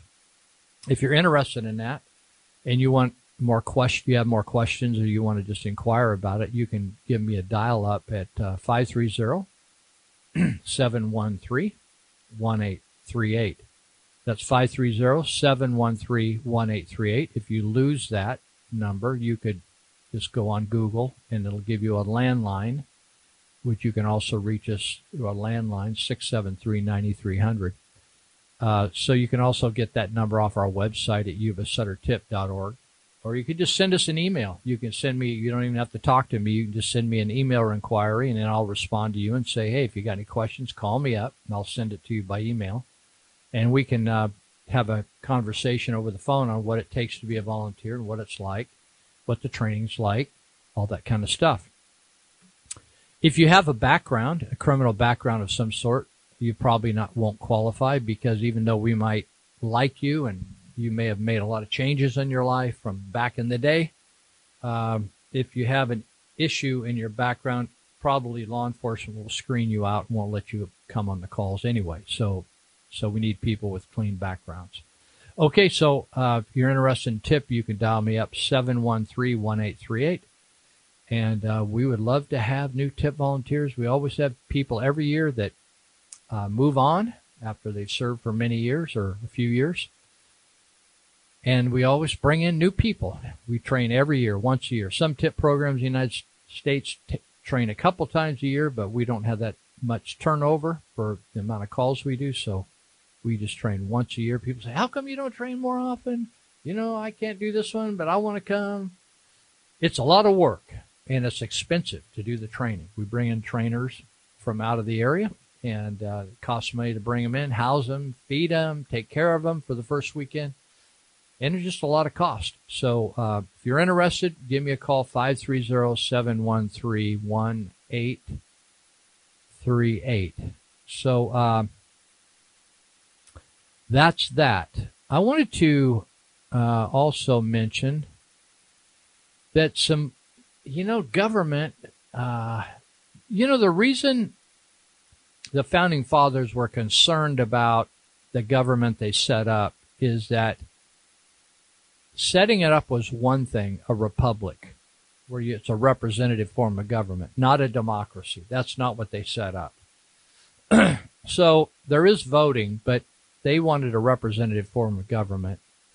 And they wanted it to be governed by a constitution that the government had to be beholden to the Constitution, and it gave a right of people to revolt with violence. That's why we have the Second Amendment. When the government became tyrannical. In other words, when the cell mutated and became cancerous, then we needed to use chemo on it and radiation, kill it. And so they gave the people a right to overthrow the government.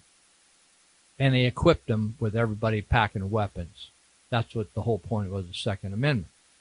So government was to be monitored at every move. The unfortunate part is after a couple hundred years now, people have become fat, lazy, wealthy. And if you ask them to perform, it's kind of like asking a person that ran track in high school and then gained 100 pounds, sat on their butt, smoked cigarettes to go out and run a 100-yard race again.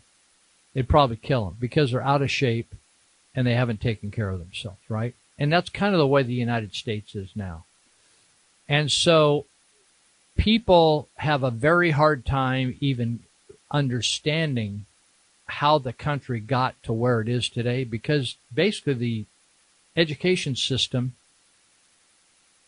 that was created to keep us educated and informed about how the country's to be funded has, instead of doing that, has actually been done, has twisted itself into a propaganda organization to not teach us, to do just the opposite, teach us what the educators want us to think as opposed to what the Constitution says. So most people have no idea how we ended up here with the freedoms and liberties we have. So when you don't know why you have what you have, or you're not willing to stand up for what you have, it will be taken from you. So recently, like any city in California, everybody's running out of money because they've overcommitted themselves, and government is very inefficient, right? I listed a bunch of ways that we're spending money on cocaine using quail. We're doing really stupid stuff. There's a spirit of stupid over the whole country, including our county, Yuba. So in Indio, the city of Indio in California, this attorney firm, Silver and Wright, it's a law firm, came to the city and said, listen, instead of the district attorney taking cases on code enforcement and violations of municipal codes, why don't you let us handle that? And we will try to negotiate a settlement with these people. And then if we win, in other words, if we get a successful prosecution, then we want to assess attorney's fees. So you have a private attorney firm moving into the government and then assessing attorney fees if somebody loses the case. So Indio took them on. They said, hey, this is too good to be true. We don't have to pay these guys. They're going to prosecute our code enforcement and et cetera, et cetera, et cetera. So I want you to imagine something.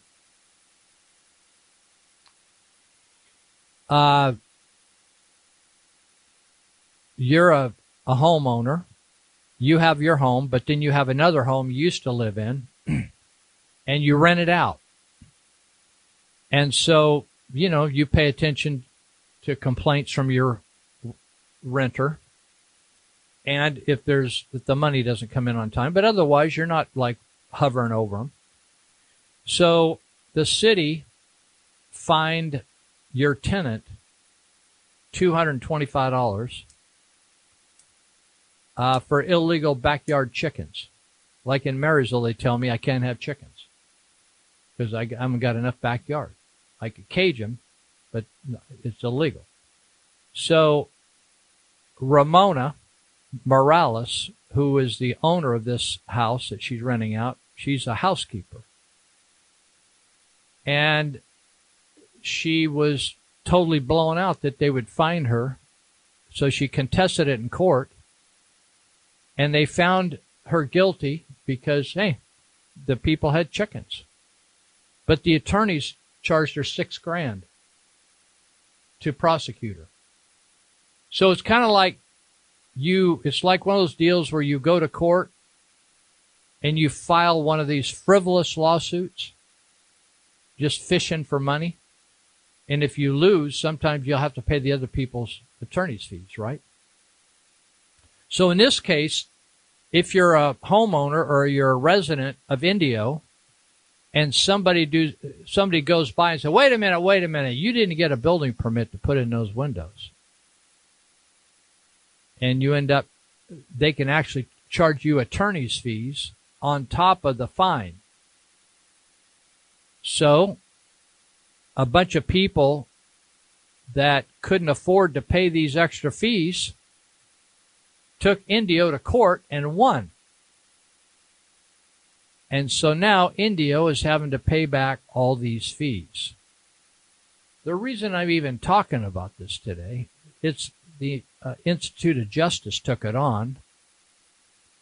And but before it even came up, the California legislature got involved and nearly unanimously passed AB 2495, which prohibits cities from charging residents for prosecution fees in criminal code enforcement cases.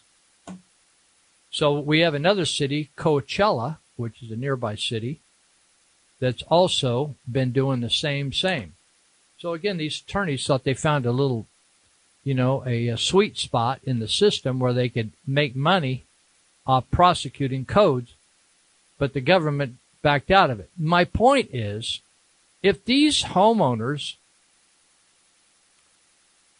had not done something about this, they would have been, some of them would have lost their entire home because they couldn't afford to pay for this.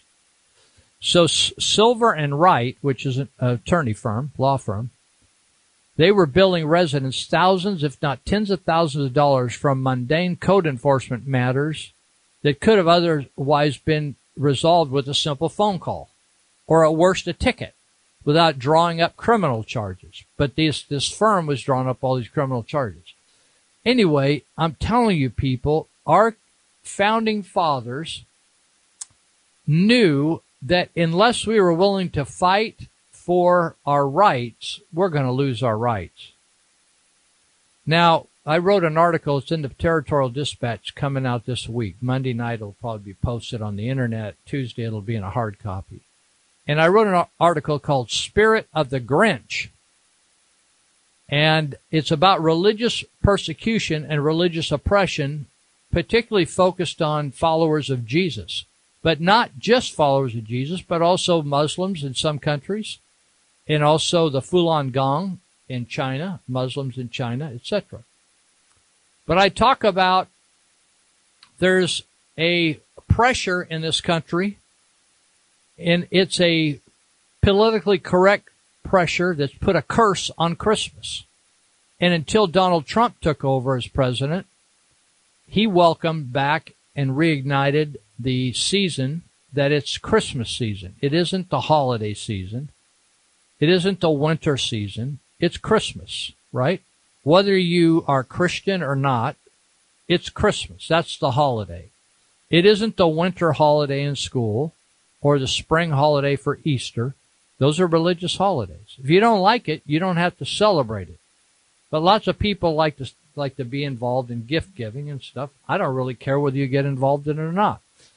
But the nice thing about the Trumps is they said, hey, it's Christmas and we're gonna wish everybody a Merry Christmas, not the crappy, happy holidays. If you want to do Happy Hanukkah, you're Jewish, have a great day and get it on and do that. I'm totally with you on that. So in America, you have people trying to shut down Christmas, right? Any type of cultural symbolism or anything to Christmas. Teachers, one principal in Nebraska said, we can't have candy canes because it has to do with Jesus.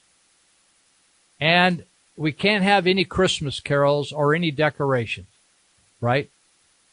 So wherever you go around the world, if Herod tried to kill Jesus, right? Killed all the kids boys under 2 years of age. It's just an ongoing purge of Jesus, right?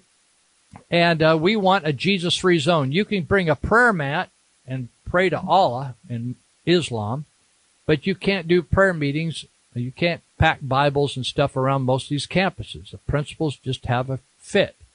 Well, the same thing when first time I went to Beijing, right after Tiananmen Square in 1989. I think I was up in Beijing in 1991, and we were staying at a huge hotel, maybe 15-story hotel, and it was concrete on the outside, like stucco or something like that. And I thought, boy, there's all kinds of holes in that stucco or that concrete.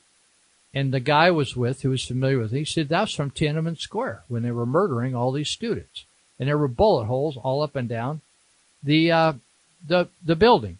Well, the interesting thing was we went to a store while we were there. We had some time up there. We had smuggled Bibles in up there.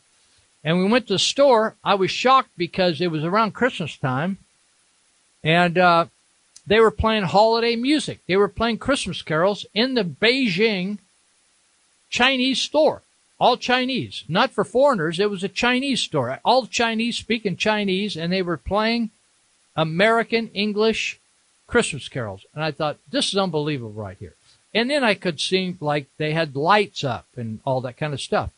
So as the decades went on, and I was in and out of China, Beijing, Shanghai, Nanjing, Chengdu, Chongqing, Guangzhou, Shenzhen, all these cities, and I was usually over there at some point of the year around the holidays. They would have all kinds of Christmas stuff. And then I went to Vietnam, and I was up at Nha Trang on the coast, and I walked into the hotel we were staying at, and they were building a nativity scene in a communist country. And I thought, you know something, Christianity, they may start out with commercialism, but they're getting this Jesus thing down. Well, with this new premier, you know this guy that's always smiling? He has clamped down on, his name is Xi Jinping, Xi. And he has clamped down, and he is back to the old days of Mao, and they are stripping the lights. If you ever go to Hong Kong, you'll see lights all up and down these 30, 40-story buildings, amazing lighting. And then they make Christmas lighting, they make Santa Claus, they do all kinds of things, Christmas trees and all this on the sides of the buildings. Well, in communist China, across the border from Hong Kong, they are sending out the police, and they're stripping the lights, any kind of celebration of Christmas, they're stripping them off buildings, and they're pushing over churches. I'm talking about bulldozers pushing over churches and tearing the crosses off the churches and arresting pastors. So it's interesting that in Gig Harbor, Washington, my friend Brad Dacus, founder and president of Pacific Justice Institute, they took on the Freedom from Religious Foundation atheists who threatened Gig Harbor, Washington, that always put up a nativity scene in their county square. And they, because the city council was all wetting their pants up there about this lawsuit. And so, Pacific Justice Institute, or what we call PJI, they took them on and told them, hey, it isn't like a violation of the Constitution, and they won the case. Now, if it wasn't for some gnarly patriots up there in Gig Harbor that reached out and brought PJI in, Brad Dacus and crew. Brad's been down here to Yuba Sutter. He's spoken at Glad Tidings before. He's spoken at different events down here. He's a great guy from Texas originally. If it wasn't for some gnarly patriots up there taking on these guys and bringing in PJI, they would have had their rights to worship God and to celebrate Christmas, not a happy holiday, taken from them. And so that's the way it is. It's unless people are willing to get up. People say, oh, well, I was telling somebody yesterday, I said, people call me and say, Lou, this is wrong over here. Why don't you do something about it? Right? Well, why don't you do something about it? You know, it's not about me. Why don't you do something about it? And if everybody that understands what their rights are would stand up for their rights, like these people did in Indio, this Ramona Morales, and a bunch of them got together and they hired an attorney and they filed a class action lawsuit against the city of Indio, and they reversed a violation of their rights. You know, in our country, you're innocent till proven guilty, and if they find you guilty, you're not required to pay for the prosecution, right? That's what they were doing in Indio. So, all right. I think that's about it for the sports guys. I can hear they're frothing at the mouth out here in the lobby. They're all lathered up, ready to get in here and get into it with each other. So thank you for listening. We're pressing. Hey, this is the last show. If we do another show, it's be 2019. And can you do a live show next Saturday? We're going to do, if we end up having to do a pre-record, we're liable to be off the air. So, but we're going to do a live show next Saturday, so we're good for one more. And do something good for somebody this week. You might be doing it for an angel, and you may not even know about it. Catch you later.